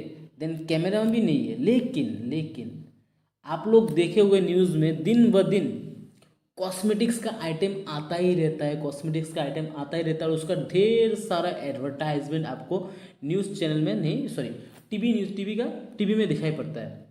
इसका मतलब क्या होता है, जो इंटरनेशनल एरेना में है ना, वहाँ पे कॉस्मेटिक्स को लेके इंटेंसिव मॉडिफिकेशन देखा जाता है। तो इसका करेक्ट आंसर बनेगा कौन सा, बी। आप ही बताइए, सिंपल एग्जांपल, टीवी में कितना बार टेनिस रैकेट का एड्स आता है, कितना बार नोटबुक कंप्यूटर का ऐड आता है, कितना बार कैमरे का ऐड आता है, और उसके जगह पे आप लोग कॉस्मेटिक्स का देखिएगा कितना एड्स आता है, जितना भी कॉस्मेटिक्स आइटम है उसका कितना एड्स आता है, आप लोग देख लीजिएगा एक बार। तो वहाँ पे कॉस्मेटिक्स का आइटम में क्या होता है, बहुत ही ज़्यादा आपका मॉडिफिकेशन दिखा जाता है। यानी सिंपली मॉडिफिकेशन के बाद अगर कहा जाए तो इसमें कॉन्टिन्यूसली एडजस्टमेंट करना पड़ता है। इंटेंसिव मॉडिफिकेशन का मतलब क्या होता है, जो टेनिस रैकेट होता है, नोटबुक कंप्यूटर होता है, आपका कैमरा होता है, बेसिकली ये सब क्या होता है, क्वाइट बोल सकते हैं हम लोग, कॉमन फीचर्स का चीज़ है। लेकिन जो कॉस्मेटिक्स है उसमें ज़्यादा क्या होता है, वेरिएशन देखने को मिलता है, due to what, regional and cultural, या फिर आपको कह सकते हो इंटरनेशनल मार्केट में कॉस्मेटिक्स को क्या होता है, एक्सटेंसिव एडाप्शन करना पड़ता है, due to what, regional, cultural and legal variations. ठीक है, तो वेरिएशंस के कारण इसको कॉन्टिन्यूसली मॉडिफाई करना पड़ता है। सिंपल से एग्जांपल आप ले लो ना, वो गार्नियर मैन वाला जो जॉन अब्राहम एडवर्टाइज करता है, कितना बार उसको ढेर से, मतलब अलग अलग बार अलग अलग से नया फीचर वगैरह वगैरह उसमें डाला ही जाता रहता है। ठीक है, तो उससे पता चल जाता है। तो मॉडिफिकेशन कहाँ पे ज़्यादा होता है, कॉस्मेटिक्स में। Now question number 27, banks are not required to deduct the TDS from depositors who have submitted declaration in which of the following forms under the income tax rule 1962। आप लोगों को पता है बेसिकली बैंक्स क्या करता है, आपका जो डिपॉजिट होता है उसके ऊपर टीडीएस काटता है, टैक्स डिडक्टेड एज सोर्स वो काटता है, राइट। लेकिन अगर आप चाहते हो कि बैंक आपका डिपॉजिट के ऊपर टीडीएस ना काटे, उसके लिए आपको क्या करना पड़ता है, बैंक के पास अप्लाई करना पड़ता है, एप्लीकेशन करना पड़ता है। और उस एप्लीकेशन को कौन सा फॉर्म के थ्रू करना पड़ता है, आपका फॉर्म 16A या फिर फॉर्म 16H या फिर फॉर्म 15G या फिर फॉर्म 15A। तो सिंपल सा बात याद रखिए, बैंक, अगर आप चाहते हो कि बैंक आपका टीडीएस के ऊपर कोई भी, डिपॉजिट्स के ऊपर कोई भी टीडीएस ना काटे, उसके लिए आपको अप्लाई करना पड़ता है, that is option C 15G के माध्यम से। आप लोगों को सिंपली याद रखना है, section 194A of income tax में कहा गया है, अगर किसी भी डिपॉजिटर्स का जो डिपॉजिट है उसके ऊपर, ठीक है, उसके ऊपर अगर इंटरेस्ट का अमाउंट अगर डिपॉजिट के ऊपर अगर आपको 40,000 मिल रहा है, basically for not senior persons, ठीक है, उन लोगों को अगर इंटरेस्ट डिपॉजिट के ऊपर अगर 40,000 मिल रहा है, या फिर जो सीनियर सिटीजन है उन लोगों को अगर डिपॉजिट के ऊपर आपका 50,000 इंटरेस्ट मिल रहा है, तब क्या करना पड़ता है, 194A में कहा गया है आपको, मतलब बैंक को कहा गया है, क्या गाइडलाइंस दिया गया है इनकम टैक्स एक्ट के द्वारा, कि बैंक क्या कर सकता है, टीडीएस काट सकता है। नॉर्मल पर्सन के लिए 40,000 on the deposits and senior citizen के लिए आपका कितना, 50,000। तो ये लोग जो टीडीएस काटते हैं बैंक, वो अगर ना काटे, अगर आप चाहते हो कि बैंक के टीडीएस ना काटे, तब आपको क्या करना पड़ेगा, वो 15G के माध्यम से अप्लाई करना पड़ेगा बैंक के पास। और एक फॉर्म है दैट इज आइदर 15G या फिर 15H। ठीक है, अगर आप चाहते हो कि बैंक ना काटे टीडीएस, तो आपको 15G या फिर 15H के माध्यम से अप्लाई करना पड़ेगा, ताकि बैंक आपका डिपॉजिट्स के ऊपर जो इंटरेस्ट मिलता है उसके ऊपर टीडीएस ना काटे। ये 15G जो है बेसिकली किसके लिए है, जिन लोगों का एज बिलो 60 ईयर्स है, ठीक है, उन लोगों के लिए। और ये 15H जो होता है वो बेसिकली सीनियर सिटीजन्स के लिए होता है। एंड अगर फॉर्म 16A के बारे में कहूँ तो ये बेसिकली आपको कौन इशू करता है, जो एम्प्लॉयर होता है, ठीक है, वो इशू करता है फॉर्म 16A एज ए, आप कह सकते हो TDS सर्टिफिकेट के हिसाब से। 16A किसके द्वारा इशू किया जाता है, एम्प्लॉयर के द्वारा। सॉरी, थोड़ा मिस्टेक हो गया मेरे से। जो ए होता है वो बेसिकली एम्प्लॉयर नहीं, ये फाइनेंशियल इंस्टीट्यूशन जो होता है वो सब इशू करते हैं, ठीक है। यानी फाइनेंशियल इंस्टीट्यूशन जब आपका जो इनकम है उसके ऊपर अगर जब टीडीएस काटता है, तो फाइनेंशियल इंस्टीट्यूशंस क्या करता है, 16A को इशू करता है। और जो मैंने कहा था पहले, दैट इज एम्प्लॉयर जो इशू करता है वो होता है आपका फ्रॉम 16, ठीक है। आपका एम्प्लॉयर अगर टीडीएस काटे तो वो होता है आपका फ्रॉम 16, तो 16 को इशू किया जाता है एम्प्लॉयर के द्वारा, फिर 16A को इशू किया जाता है फाइनेंशियल इंस्टीट्यूशन के द्वारा, अगर वो आपके इनकम के ऊपर टीडीएस काटे। क्लियर। और एक फॉर्म होता है दैट इज 16B करके। ये 16B जो बेसिकली क्या होता है, issued for tax deducted at source on income from the sale of immovable property. जब इमूवेबल प्रॉपर्टी यानी लैंड कहिए, ठीक है, जिसको हम लोग मूव नहीं कर सकते, तो इमूवेबल प्रॉपर्टी का जब सेल होता है, ठीक है, तब इसको इशू किया जाता है किसके द्वारा, बायर के द्वारा, ठीक है, issued by the buyer of the property to the seller, ठीक है। 16B कब होता है, immovable property. 16 from 16 employer issue करेगा, वो जब आपका सैलरी से टैक्स कटेगा। देन 16A कब होगा, जब फाइनेंशियल इंस्टीट्यूशन आपका इनकम के ऊपर या फिर डिपॉजिट का इनकम के ऊपर अगर टीडीएस काटता है तब। और 16B कब होगा, जब आपका कोई भी इमूवेबल प्रॉपर्टी आप बेचोगे, ठीक है, एट दैट टाइम बायर क्या करेगा, सेलर को इशू करता है। Question number 28, the safety margin that insurers must maintain in order to protect the interest of the policy holders is called. जो सेफ्टी मार्जिन मेंटेन करना होता है इंश्योरर्स को या फिर इंश्योरेंस कंपनी को, ताकि वो लोग क्या कर सकते हैं, जो मतलब इंश्योरेंस पॉलिसी होल्डर है, पॉलिसी को जो मतलब जिन्होंने इंश्योरेंस लिया है, उन लोगों का इंटरेस्ट को प्रोटेक्ट कर सके। तो बेसिकली क्या होता है, सॉल्वेंसी मार्जिन। क्या होता है, सॉल्वेंसी मार्जिन। सॉल्वेंसी मार्जिन का मतलब क्या होता है, जो इंश्योरेंस करता है, कभी कभी उन लोगों को तो इंश्योरेंस क्या करता है होता है, विड्रॉ करना भी होता है। वो लोग क्या कर सकते हैं, इंश्योरेंस को तोड़ भी सकते हैं, इंश्योरेंस पॉलिसी को ख़त्म भी कर सकते हो। और फिर सपोज एग्जांपल, जब भी लाइफ इंश्योरेंस का पॉलिसी लिया जाता है, लाइफ इंश्योरेंस पॉलिसी या फिर एक्सीडेंटल पॉलिसी का इंश्योरेंस लिया जाता है, जब अगर बाई चांस कोई एक्सीडेंट होता है, एट दैट टाइम आपको तो पैसा चाहिए होता ना। तो अगर इन दैट सिचुएशन अगर आपका जो इंश्योरेंस कंपनी उन लोगों के पास पैसा नहीं होगा, तो वो होगा क्या, वैसे चलेगा क्या, नहीं। बिकॉज आपको जब पैसे का ज़रूरत है तब इंश्योरेंस कंपनी को पैसा प्रोवाइड करना पड़ेगा। तो इसके लिए इन लोगों को क्या करना पड़ता है, सॉल्वेंसी मार्जिन को फॉलो करना होता है, ताकि पॉलिसी होल्डर्स को हम लोग क्या कर सके, सेफ्टी प्रोवाइड कर सके। If the firms are competitive and profit maximizing, the demand curve for labor is determined by which one of the following? Simply याद रखना है, अगर firms competitive and profit maximizing हो, एट दैट टाइम जो demand curve है labour का, उसको determine किया जाता है कि लेबर ने कितना मार्जिनल प्रोडक्ट को प्रोड्यूस किया, तो the value of the marginal product of labour, ठीक है। या फिर सिंपली याद रखना है, अगर लेबर का डिमांड कर्व को डिटरमाइन करना है and in competitive and maximising profit condition situation में, तो हम लोगों को क्या करना होता है, दैट इज जो मार्जिनल प्रोडक्ट ऑफ लेबर का वैल्यू होता है उसको कंसिडर करना होता है। Question number 30, which one of the following is not coordinated in the horizontal integration of integrated marketing communication. So कौन सा चीज़ को कोऑर्डिनेटेड नहीं किया जाता है horizontal integration of integrated marketing communication में। पैकेजिंग को तो किया जाता है, ये तो सही है। यहाँ पे पूछा है नॉट, किसको कोऑर्डिनेट नहीं किया जाता है। तो रेस्ट ऑप्शन भी देख लेते हैं हम लोग। बाकी ऑप्शन क्या है, आपका कस्टमर सर्विस, देन आपका है सेल्स प्रमोशन। हॉराइजेंटल इंटीग्रेशन में तो सेल्स प्रमोशन तो होता है, डिस्ट्रीब्यूशन का भी बात कहा जाता है, लेकिन horizontal integration of integrated marketing communication में कस्टमर सर्विस का बात नहीं कहा गया है। और यहाँ पे कहा गया है ना, क्वेश्चन में बोला था ये कौन सा पार्ट नहीं है horizontal integration of integrated marketing का, तो दैट इज कस्टमर सर्विस। जब भी horizontal integration of integrated marketing का बात कहा जाएगा तो आपको याद रखना है वहाँ पे प्रोडक्ट आ जाएगा, ठीक है, यानी प्रोडक्शन आ जाएगा, पैकेजिंग आ जाता है, पैकेजिंग के साथ आपका आ जाएगा फाइनेंस आ जाएगा, देन आपका डिस्ट्रीब्यूशन आ जाता है, ठीक है, सी फॉर कम्युनिकेशन भी आ जाता है। तो basically PPFDC that is production, packaging, finance, distribution and communications आ जाता है।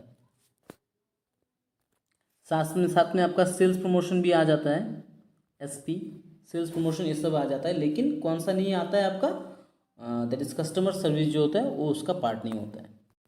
चलिए next question, which of the following customers are risk averse, technology shy and price sensitive. तो ये आ गया आपका एक इम्पॉर्टेंट क्वेश्चन DY मॉडल से। DY यानी डिफ्यूजन ऑफ इनोवेशन हाइपोथेसिस, जिसको दिया गया था किसके द्वारा, EM रॉजर्स के द्वारा, EM रॉजर्स के द्वारा दिया गया था। कब दिया गया था, 1962 में। क्लियर। सो इन्होंने क्या किया था, बेसिकली जो एडाप्टर्स होता है ना, इनोवेशन को एडाप्ट करने में, मतलब कैसे कैसे इंसान होते हैं जो इनोवेशन को किन किन तरीके से एडाप्ट करते हैं, तो एडाप्टर्स का कैटेगरी उन्होंने दिया था। एडाप्टर्स का 5 कैटेगरी उन्होंने बनाया था। Adapters, sorry for the noise, adapters का 5 कैटेगरी बनाया था, जिसमें तो पहला था इनोवेटर्स, ठीक है, उसके बाद था EA that is early adopters, then था आपका अर्ली मेजोरिटी EM था, देन लेट मेजोरिटी, जो इन लोगों का कुछ कुछ फीचर्स भी होता है, और लास्ट में था लेगर्ड्स, एकदम लेगर्ड्स। और लेगर्ड्स जो होता है बेसिकली क्या होता है, बहुत ही ट्रेडिशनल बाउंड होता है, ठीक है, इन लोगों को मतलब चेंज करना, इनोवेशन को एक्सेप्ट करना बहुत ही, मतलब लेगर्ड्स लोग जो भी है वो लोग बेसिकली इनोवेशन को एक्सेप्ट नहीं करते, और वो लोग बहुत ही ट्रेडिशनल वे से मतलब चलते हैं, तो लेगर्ड्स हो गया एकदम वो। लेकिन यहाँ पे कहा कि पूछा गया है कौन सा कस्टमर्स क्या होता है, रिस्क एवर्स होता है, टेक्नोलॉजी को लेने में थोड़ा बहुत झिझकता है, और प्राइस सेंसिटिव होता है। बेसिकली ज़्यादातर ही देखा जाता है जो लेट मेजोरिटीज़ वाले होते हैं ना, बेसिकली क्या होता है, ऐसा जो कस्टमर होता है ये लोग क्या होता है आपका रेसिस्टेंट टू चेंज होता है, मतलब कोई भी एक चेंज को डायरेक्ट चेंज, मतलब कोई इनोवेशन अगर नया चीज़ आया है मार्केट में उसको डायरेक्टली वो लोग एडप्ट नहीं करते हैं, ठीक है। ये लोग कब उसको एडप्ट करते हैं, जब मेजोरिटी लोग होता है ना वो ट्रेंड के साथ चलना, जब सब लोग फॉलो कर रहे हैं तो हम भी फॉलो कर लेते हैं। So that is the basic characteristics of late majority. तो लेट मेजोरिटी का बेसिक कैरेक्टरिस्टिक्स आपको क्या हो जाएगा, that is risk averse, technology shy and price sensitive होते हैं ये लोग, ठीक है। ये लोग लेटली क्या करते हैं, चीज़ को एडप्ट करते हैं, मतलब जब मार्केट में ट्रेंड हो रहा है, देख रहा है कि सभी वही चीज़ को, वही प्रोडक्ट को कंज्यूम कर रहे हैं, उसके बाद वो लोग देखते हैं, सबको देखने के बाद वो लोग उसको फॉलो करते हैं। तो that is why they are risk averse, technology shy and price sensitive. और अगर लेगार्ड्स का बात कहूँ तो सिंपली याद रखना, एकदम ढीठ काइंड ऑफ पर्सन होता है ये लोग, ठीक है। ये लोग चेंज होना ही नहीं चाहता है, या फिर कोई नया चीज़ को एक्सेप्ट नहीं करना नहीं चाहता है। और इनोवेटर्स तो पता ही है, ये लोग क्या करते हैं, बहुत ही फास्ट मूव करता है, ठीक है। They are eager to test out the new ideas, मतलब सबसे पहले कोई नया आइडिया आया है उसको, या फिर नया प्रोडक्ट आया है उसको फर्स्ट टेस्ट करने के ये लोग एगर होते हैं। भाई नया चीज़ खोला है, लाइक होता है ना, कभी कभी नया शॉपिंग मॉल खोला है, शॉपिंग रेस्टोरेंट खोला है नया जगह पे, उसको हम लोग पहले जाके टेस्ट करेंगे, या फिर कैसा जगह है देखेंगे, तो इनोवेटर्स लोग को होता है। Next question, which one of the following is an example of hybrid service offering. Hybrid service offering मतलब जहाँ पे गुड्स भी होगा सर्विस भी होगा, तो इनमें से कौन सा, कंसल्टिंग तो बेसिकली सर्विस ही होता है, मसाज भी सर्विस ही होता है, रेस्टोरेंट मील, यस यहाँ पे आपको सर्विस भी मिलता है प्लस फूड भी मिलता है, that is good plus service अगर होगा तभी वो क्या होगा, हाइब्रिड सर्विस ऑफरिंग होगा। तो इसका करेक्ट आंसर बन जाएगा option C. Then next question 33 number question. तो यहाँ पे पूछा गया है which is the most appropriate mode of entry in international business to an enterprise with little experience of international market. अगर आपको इंटरनेशनल मार्केट के बारे में बहुत ही कमती नॉलेज है, एट दैट टाइम आपके लिए बेस्ट स्ट्रैटेजी कौन सा होगा या बेस्ट वे कौन सा होगा कि आप इंटरनेशनल मार्केट में एंटर करो।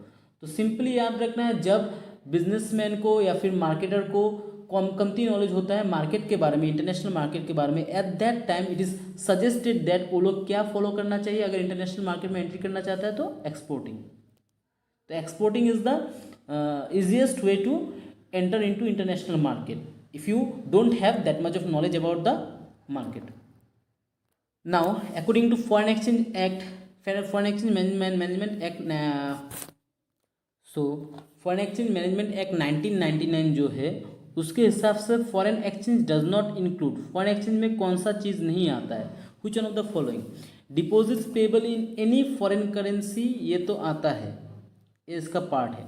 Then bill of exchange drawn in India, Indian currency but payable in any foreign currency, bill of exchange को ड्रॉ किया गया है इंडियन करेंसी में बट पेबल होगा फॉरेन करेंसी में, ये भी आपका फॉरेन एक्सचेंज का पार्ट होता है according to FEMA.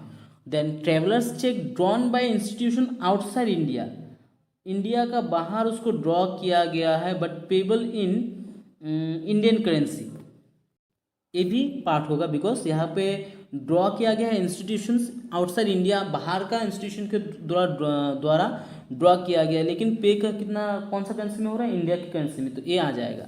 Next draft drawn by banks outside India and payable in foreign currency, भाई देखो यहाँ पे तो बैंक भी आउटसाइड का है और पे भी कौन सा करेंसी में हो रहा है, फॉरेन करेंसी, तो ए क्या नहीं होगा, यहाँ पे पूछा ना नॉट, तो यही होगा correct answer, that is option D will be the correct answer.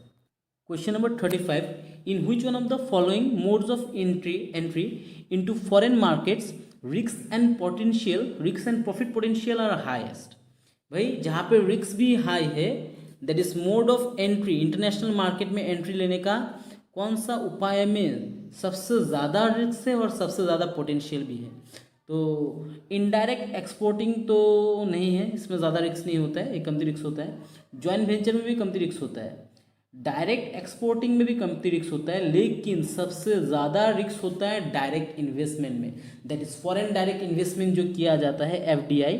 FDI में बेसिकली क्या करते हो, आप एक बाहर का कंपनी हो, वो कोई दूसरे कंट्री में जाके प्रोडक्शन डिस्ट्रीब्यूशन या फिर सेलिंग करते हो बाहर का कंट्री होके, यानी सपोज अमेरिका का एक कोई कंपनी है, वो इंडिया में आके आईफोन का कंपनी एस्टेब्लिश कर रहा है, तो नया करके एकदम, या फिर इंडिया का कोई बिजनेस हाउस को या बिजनेस एंटरप्राइज को टेक ओवर कर लिया, तो वो होता है एफडीआई, जहाँ पे मतलब क्या होता है, आपका जो शेयर्स होता है, इक्विटी पार्टिसिपेशन जिसको कहा जाता है ना, equity participation, that is foreign direct investment में क्या होता है, इक्विटी पार्टिसिपेशन होता है, और इक्विटी पार्टिसिपेशन आप सभी को पता है क्या होता है, सबसे ज़्यादा रिस्की होता है, लेकिन इक्विटी पार्टिसिपेशन में सबसे ज़्यादा प्रॉफिट भी होता है।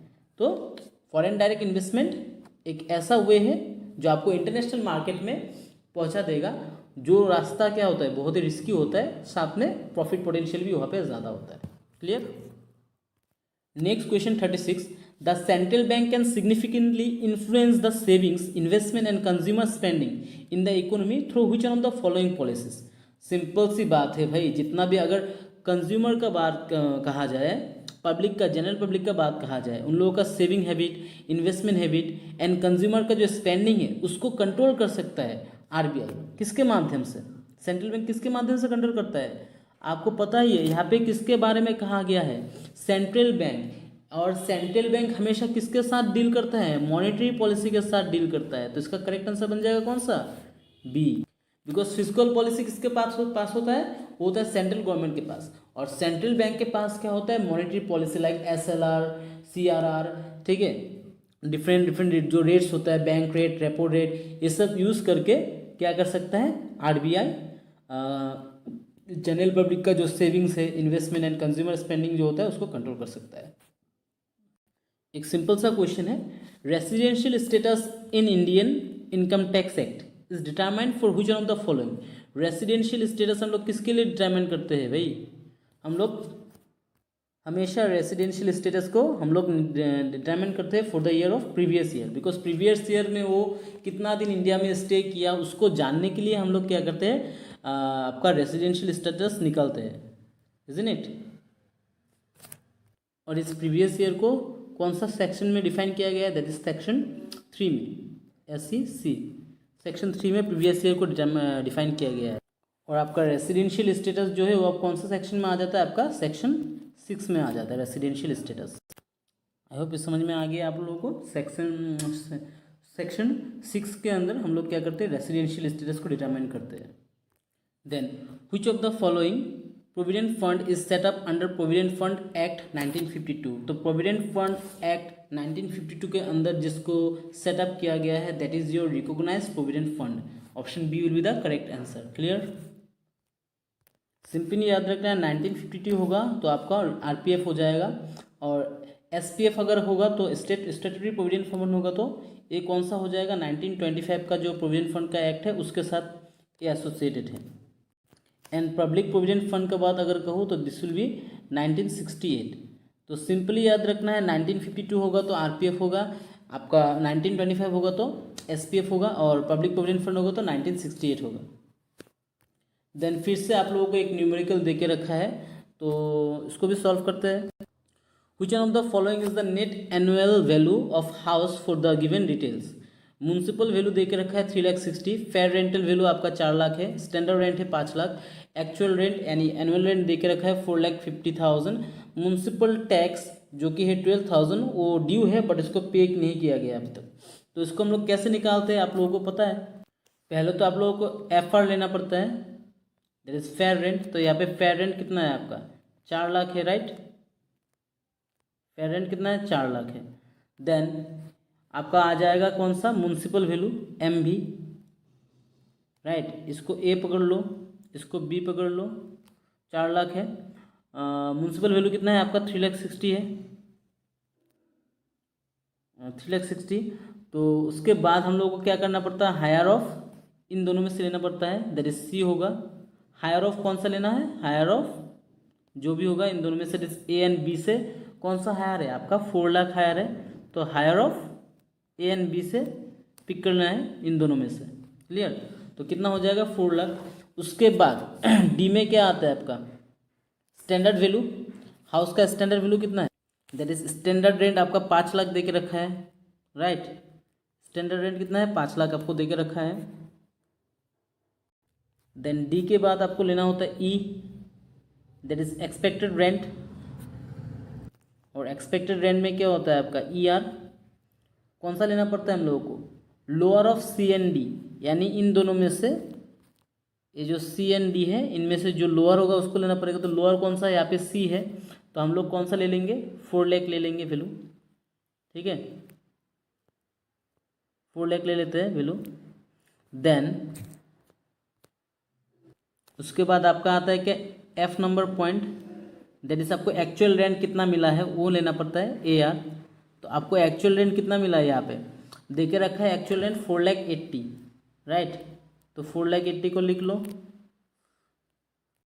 इसके बाद बेसिकली आपको क्या करना पड़ता है, AR के हम लोगों को बेसिकली क्या करना पड़ता है, म्यूनसिपल टैक्स जो होता है MT उसको डिवाइड माइनस करना पड़ता है। लेकिन यहाँ पे देखिए वो लोग कहा क्या ड्यू हुआ है लेकिन पे नहीं किया गया है, तो आपका म्यूनसिपल टैक्स यहाँ पे नील हो जाएगा बिकॉज उसको हम लोगों ने पे नहीं किया है। तो आपका जो GAV होगा दैट इज GAV, इसके बाद जो निकल के आएगा ग्रॉस एनुअल वैल्यू, वो ग्रॉस एनुअल वैल्यू कितना निकल के आएगा, फॉर्मूला क्या होता है हायर ऑफ ENF। तो हायर ऑफ ENF कौन सा है यहाँ पे पॉइंट ENF में से हाई कौन सा है, दैट इज 4,80,000 है। तो आपका इसका वैल्यू कितना आ जाएगा 4,80,000 आ जाएगा, इसका वैल्यू आ जाएगा 4,80,000 GAV का। उसके बाद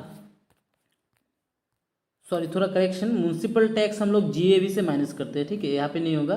तो 4,80,000 GAV निकल के आ गया हम लोग को। उसके बाद GAV के बाद हम लोग क्या करेंगे म्यूनसिपल टैक्स को माइनस करेंगे, ठीक है। तो GAV का वैल्यू 4,80,000 है, तो यहाँ पे मैं लिख लेता हूँ 4,80,000 GAV का वैल्यू। तो 4,80,000 से हम लोगों को म्यूनसिपल टैक्स माइनस करना है, लेकिन म्यूनसिपल टैक्स तो हमने पे ही नहीं किया। पे नहीं किया तो म्यूनसिपल टैक्स अगर पे नहीं किया है तो नील है यहाँ पे, तो नहीं पे करने के कारण मेरा जो NAV होगा वो कितना रहेगा मेरा, दैट इज़ 4,80,000 ही रहेगा। यानी मेरा करेक्ट आंसर बन जाएगा कौन सा, option B, that is 4,80,000। Clear, समझ में आ गया। पहले आप लोगों को क्या निकालना है, एफर फेयर रेंट, उसके बाद आपको म्यूनसिपल वैल्यू चाहिए, देन सी नंबर में higher of A and B करना है आप लोगों को। तो हायर ए एंड बी में से, इन दोनों में से हायर कौन सा था आपका, दैट इज एफर था, दैट इज फेयर रेंट, वो निकल के आ गया 4 लाख। देन उसके बाद डी, ये डी में बेसिकली हम लोग क्या लेते हैं, स्टैंडर्ड रेंट लेते हैं, SD स्टैंडर्ड रेंट 5 लाख का था। उसके बाद ई आ जाता है आपका एक्सपेक्टेड रेंट, और जब भी हम लोग को एक्सपेक्टेड रेंट लेना होता है तब हम लोग क्या करते हैं, सी, और ये जो सी है और डी से हम लोग देखते हैं कि इनमें से कौन सा लोअर है। तो 4 लाख था इसलिए मैंने 4 लाख लिख दिया, तो एक्सपेक्टेड रेंट आ गया। उसके बाद हम लोगों को एफ नंबर में बैठाना होता है कौन सा, आपका एक्चुअल रेंट आपने कितना रिसीव किया, दैट इज 4,80,000 मैंने रिसीव किया था, एक्चुअल रेंट में बैठा दिया। तो बैठाने के बाद क्या आ जाएगा आपके पास, GAV आ जाएगा, वो आ गया 4,80,000। उस 4,80,000 के बाद अगर म्यूनसिपल टैक्स पेड किया गया है तभी उसको माइनस करना होता है, लेकिन यहाँ पे तो पे नहीं किया हमने, तो इसलिए मैंने यहाँ पे माइनस कुछ भी नहीं किया।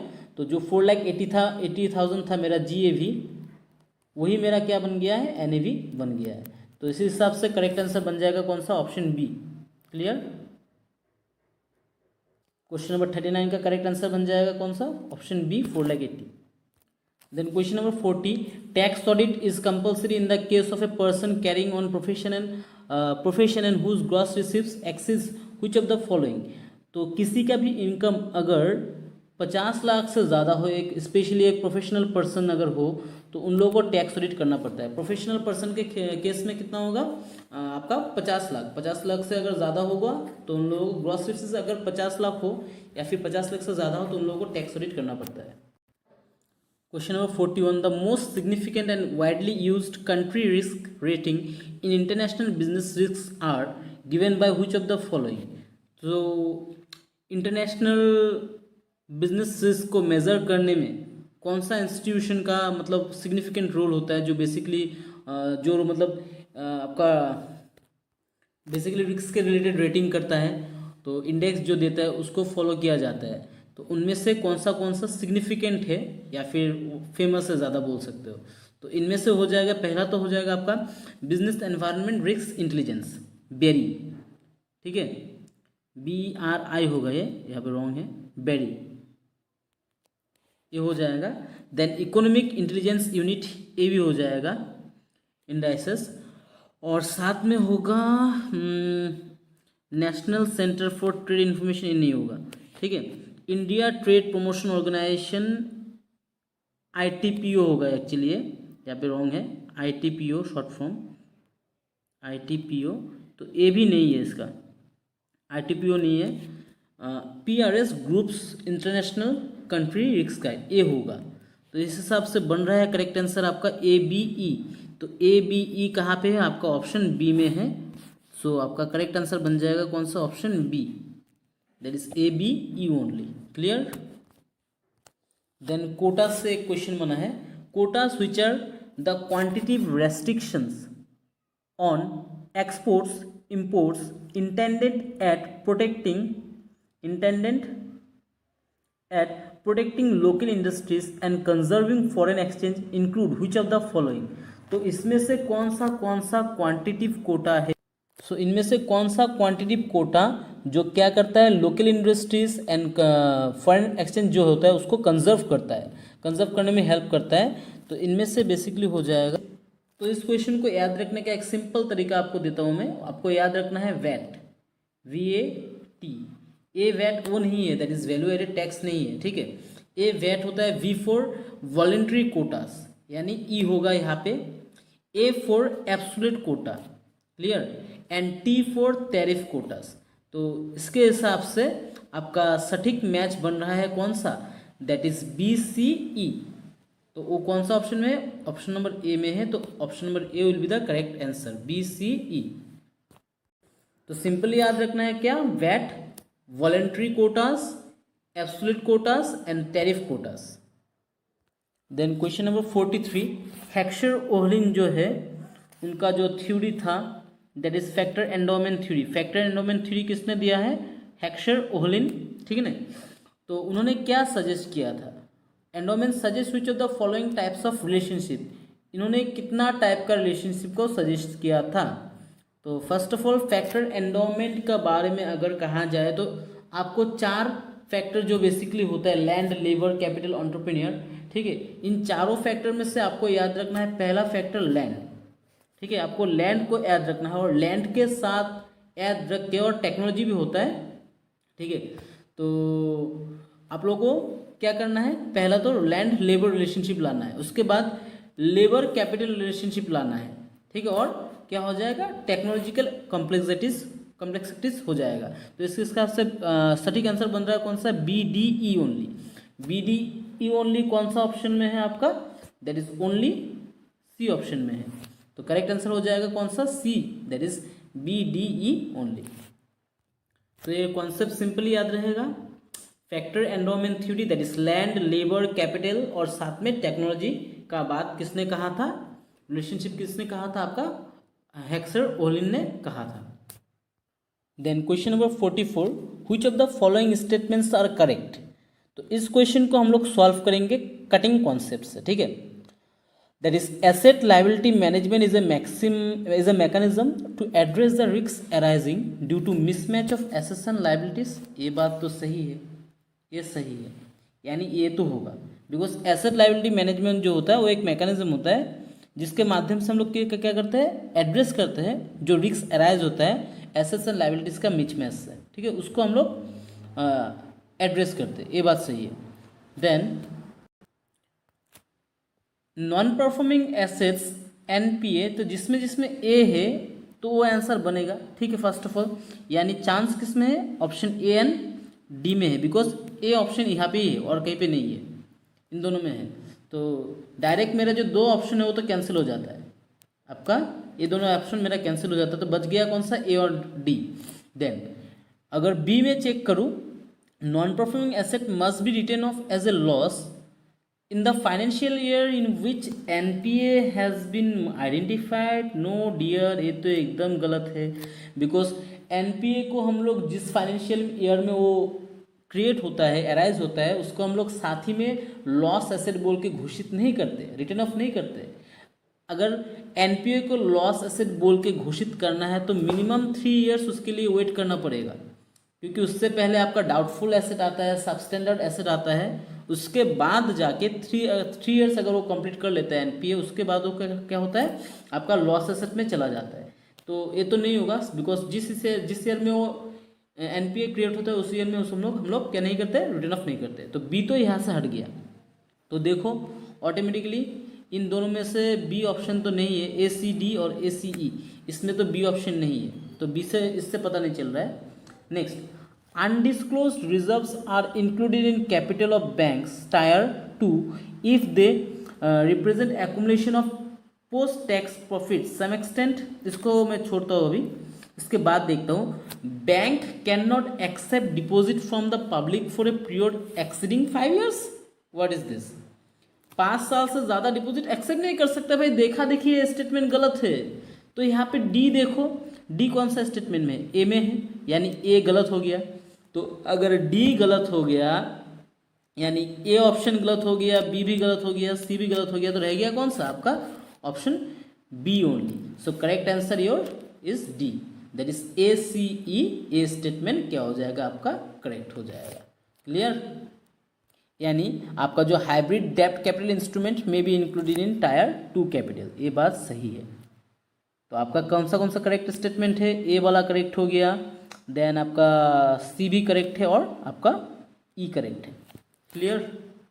Question number 45, which of the following may be the reasons for a material usage variance. Material usage variance का रीज़न इनमें से कौन कौन सा है भाई? तो देख लेते हैं। पहला स्टेटमेंट जो है आपका क्या कहा गया है? Negligence in the use of materials. Of course अगर आप मटेरियल्स का यूज़ को लेके नेग्लिजेंस करोगे, अच्छे से उसको यूज़ नहीं करोगे, तब तो मटेरियल यूजेस वेरिएंस का मतलब क्या होता है? चेंज तो आएगा, ये बात तो सही है। Then change in basic price of materials, ये बात तो इसको मैं फ़िलहाल छोड़ता हूँ। पोर और इम्प्रॉपर मशीन हैंडलिंग, अच्छा ये तो सही है। अगर आप ठीक से मशीन को हैंडल नहीं करोगे तो आपका वेस्टेज तो होगा ही मटेरियल्स का। Then wastage due to inefficient production method, ये भी सही है, ठीक है, ये भी होता है। अगर आप लोग इनएफिशिएंट प्रोडक्शन मेथड फॉलो कर रहे हो तो आपको वेस्टेज तो होगा ही, श्योर है। Then change in product design requiring usage different from the standard, yes, अगर प्रोडक्ट डिज़ाइन में आप लोग चेंज करते हो तब भी आप लोगों को क्या होगा, थोड़ा बहुत तो वेस्टेज होगा, तो ये भी सही है। लेकिन changes in basic prices of materials, ये बात सही नहीं है। और यहाँ पे कहा गया है मटेरियल यूसेज वेरिएंस किसके लिए होता है, दैट इज ए हो रहा है, सी आ रहा है, डी आ रहा है और ई आ रहा है। तो इनमें से कौन सा ऑप्शन में ये है, that is option number C में ए सी डी ई सभी है, तो करेक्ट आंसर बन जाएगा सी। क्लियर, तो आपका करेक्ट आंसर कौन सा बन जाएगा, सी बन जाएगा। Question number 46. Which of the following statements regarding short-term theory of production and cost analysis are true? इनमें से कौन सा true है? Wait up. तो कौन सा स्टेटमेंट ट्रू है? पहला वाला स्टेटमेंट देखते हैं, economic rent is the same as economic profit. हाँ, इसको हम लोग इकोनॉमिक रेंट को इकोनॉमिक प्रॉफिट बोल के भी पकड़ लेते हैं कभी कभी, तो ये बात सही है।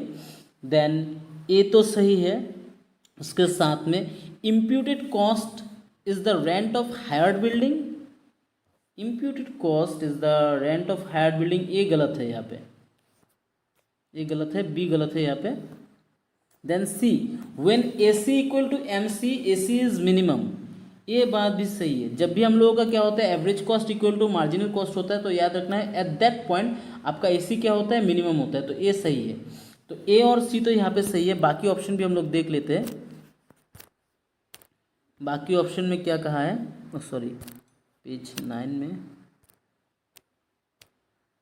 बाकी ऑप्शन में आपको कहा है when M C is rising, when MC is rising AC greater than MC, जब MC बढ़ता रहता है तब AC क्या होता है, मार्जिनल कॉस्ट से ज़्यादा होता है क्या, नो नो, ये बात तो गलत है, तो ये भी गलत है। Then output is optimum when AC equal to MCS, एक कंडीशन है आउटपुट ऑप्टिमाइजेशन का, दैट इज आपका क्या होगा, AC इक्वल टू क्या होगा, MC होगा। तो इसी हिसाब से आपका आंसर बन रहा है कौन सा, option B, that is AC you will be the correct answer. that is economic rent is the same as economic profit, then when AC equal to MC, AC क्या होता है आपका मिनिमम होता है, एंड आपका आउटपुट क्या होगा, optimum level में होगा जब आपका AC इक्वल टू MC होगा, तो correct answer will be the B. Dear student, एक मेरे को मतलब थोड़ा बहुत गलती हो गया मेरा, इकोनॉमिक रेंट को एक्चुअली में हम लोग इकोनॉमिक प्रॉफिट नहीं मानते, उसमें थोड़ा बहुत डिफरेंस होता है, ठीक है, economic rent and economic profit में थोड़ा बहुत डिफरेंस होता है। बट जो यूजीसी का ऑफिशियल आंसर की है उसमें से उन्होंने इस ऑप्शन को, दैट इज ए सी ई को, option that is C A C ई को करेक्ट माना है। तो इसी से सब मैं चल रहा हूँ, बिकॉज यूजीसी ने जो आंसर की में दिया है उसी को मानना पड़ेगा। But still economic rent and economic profit में थोड़ा बहुत डिफरेंस होता है, ठीक है, वो हमेशा सेम नहीं होता है, उसमें डिफरेंस होता है। बट यूजीसी ने जो आंसर की दिया है उसी को हम लोग फॉलो करते हैं। सो इसको जो ऑफिशियल आंसर की में आंसर दिया गया है उसी को हम लोग मानते हैं। बट इसको लेके थोड़ा बहुत कन्फ्यूजन है, economic rent is the same as economic profit. आप लोगों को क्या लगता है, आप लोग थोड़ा सर्च करके देखिएगा, मेरे हिसाब से डिफरेंस है इन दोनों में। बट ऑफिशियल आंसर की में उन्होंने जो माना है हम लोग उसी को मान लेते हैं अभी। नेक्स्ट क्वेश्चन में, दैट इज क्वेश्चन नंबर 47 में, which of the following statement are false regarding price and output determination under perfect competition में। तो परफेक्ट कॉम्पिटिशन के साथ एसोसिएटेड कौन सा स्टेटमेंट यहाँ पे सच है, नहीं सॉरी फॉल्स पूछा है। तो फॉल्स अगर पूछा है तो देखिए, अगर परफेक्ट कंपटीशन के बारे में कहूँ तो वहाँ पे फर्म लोग क्या होता है, बेसिकली प्राइस टेकर होता है, ठीक है, परफेक्ट कंपटीशन में क्या होता है, प्राइस टेकर होता है। तो अगर ऑप्शन ए ट्रू है तो शॉर्टकट कटिंग कॉन्सेप्ट लगाओ ना, दैट इज ए यहाँ पे है, पहला वाला तो ऑप्शन नहीं होगा बिकॉज ए इज ट्रू, और यहाँ पे पूछा गया है फॉल्स कौन सा है, तो ए भी नहीं होगा, डी भी नहीं होगा, बच जाता है कौन सा, सी डी ई, सी डी ई बच जाता है।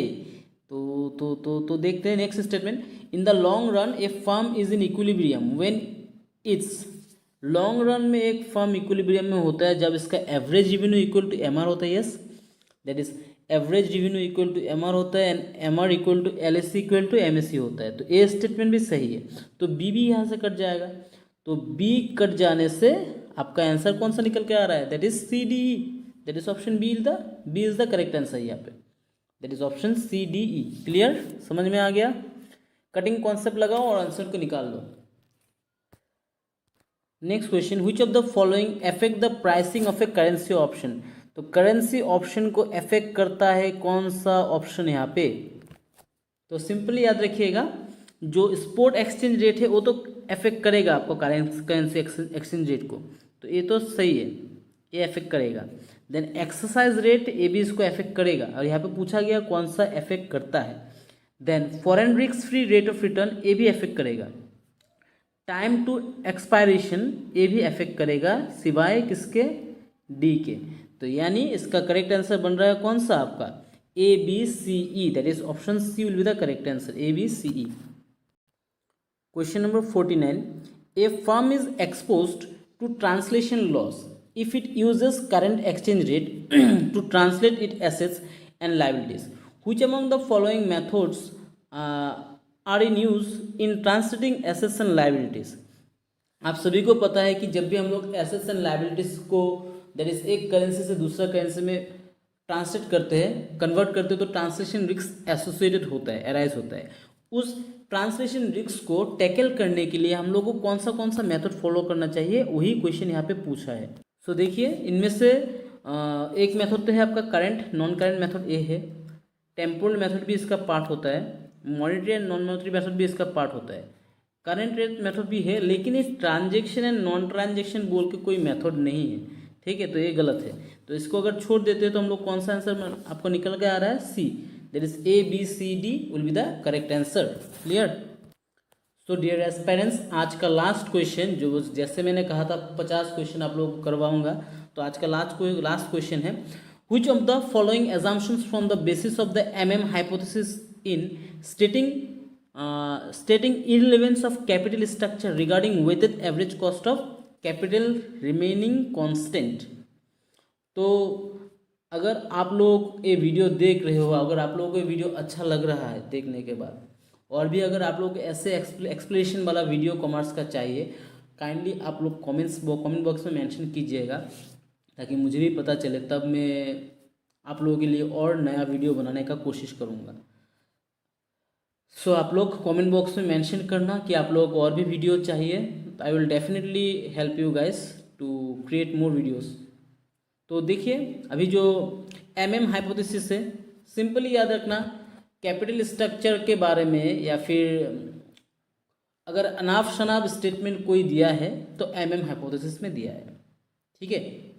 तो उन्होंने क्या क्या एजम्पशन रखा था, उनका जो सिंपली हाइपोथेसिस है उसका एजम्पशन क्या क्या था, ठीक है, उसको देख लेते हैं हम लोग, पेज नंबर 10। ओके, उनका एजम्पशन क्या क्या था, तो अनाप शनाप एजम्पशन उन्होंने दिया था बहुत सारा। तो उनमें से पहला वाला एजम्पशन तो है, उन्होंने क्या कहा था कि आपका कैपिटल मार्केट जो होगा ना, कैपिटल मार्केट क्या होगा आपका, परफेक्ट होगा। So this is the assumption, first assumption, capital market perfect होगा, ये बात उन्होंने कहा है। देन हेट्रोजीनियस रिस्क क्लास के बारे में नहीं कहा है, उन्होंने कहा है कि सेम रिस्क होगा, हेट्रोजीनियस नहीं होगा। देन आपका absence of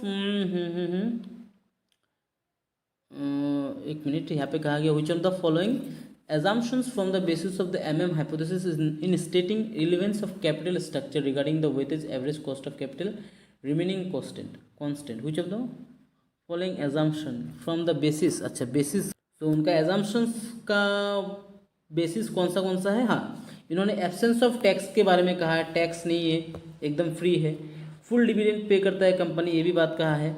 then same expectation of firms EBIT with which to evaluate the value of a firm, ए भी इन्होंने कहा है, दैट इज ABCDE। इसके हिसाब से आपका करेक्ट आंसर बन रहा है कौन सा, AB कहाँ पे है, ACDE, that is correct answer बन जाएगा आपका ऑप्शन बी। साथ में उन्होंने और भी कुछ कहा है, इनका एजम्पशन, बहुत सारा एजम्पशन है, ठीक है, तो बहुत सारा एजम्पशन है, बेसिकली इनका जो अप्रोच था 1958 में इन्होंने दिया था ये एजम्पशन, 1958 में एजम्पशन दिया गया था इनके द्वारा। दैट इज मोदी जो भी है, मोदी गिलानी मिलर थ्योरम जो भी है दिया गया था। तो इन्होंने क्या क्या कहा था? First of all perfect capital market होता है, देन वहाँ पे कोई ट्रांजेक्शन कॉस्ट नहीं होता है, ट्रांजेक्शन कॉस्ट नील है। Perfect capital market PC, perfect capital market transaction cost कुछ भी नहीं होता है। देन इन्वेस्टर्स जो होता है, इन्वेस्टर्स का जो मतलब स्टॉक प्राइस जो होता है, ठीक है, स्टॉक का जो प्राइस होता है वो अफेक्ट नहीं होता है, किसके द्वारा? इन्वेस्टर्स के द्वारा उसको अफेक्ट किया नहीं जा सकता। देन कोई भी इन्वेस्टर्स क्या कर सकते हैं? Easily public and private information को एक्सेस कर सकता है, ये एक एजम्पशन था। इन्फॉर्मेशन को कोई भी इन्वेस्टर्स मतलब both public and private information को एक्सेस कर सकता है। देन कोई भी रेस्ट्रिक्शंस नहीं होगा ऑन परचेजिंग और सेलिंग ऑफ स्टॉक, स्टॉक का खरीदना और बेचने में कोई भी क्या नहीं होगा? रेस्ट्रिक्शंस नहीं होगा। देन कंपनीज क्या करता है? फुल्ली डिविडेंड पे करता है। देन वहाँ पे कोई आपका टैक्सेस नहीं होगा। देन उसके साथ में और क्या था आपका? हाँ, बोरोइंग कॉस्ट जो होता है इन टर्म्स ऑफ आपका जो इक्विटी होता है, ठीक है, इक्विटी का कॉस्ट हमेशा हाई होगा, किसके अगेंस्ट में? आपका डेप्ट के अगेंस्ट में। मतलब जो बोरोइंग कॉस्ट होता है, सॉरी मैं क्या बोल रहा हूँ, आपका जो बोरोइंग कॉस्ट है वो गलत बोल दिया मैंने, बोरोइंग कॉस्ट क्या होगा? लेस होगा अगेंस्ट कॉस्ट ऑफ इक्विटी, यानी इक्विटी का कॉस्ट ज़्यादा होगा और बोरोइंग कॉस्ट क्या होगा? कमती होगा। तो these are the some assumptions of Modigliani Miller theorem. So I hope आप लोगों को ये वीडियो देख के अच्छा लगा होगा, और आप लोगों ने जो भी मैंने आप लोगों को समझाने का कोशिश किया है, आप लोगों ने उसको अच्छे से समझ लिया है। तो अगर आप लोगों को ये वीडियो अच्छा लगा है तो गाइस आप लोग एक लाइक शेयर सब्सक्राइब कर दीजिएगा मेरे चैनल का। So guys thanks for watching and keep learning, keep growing. धन्यवाद, टाटा, बाय बाय।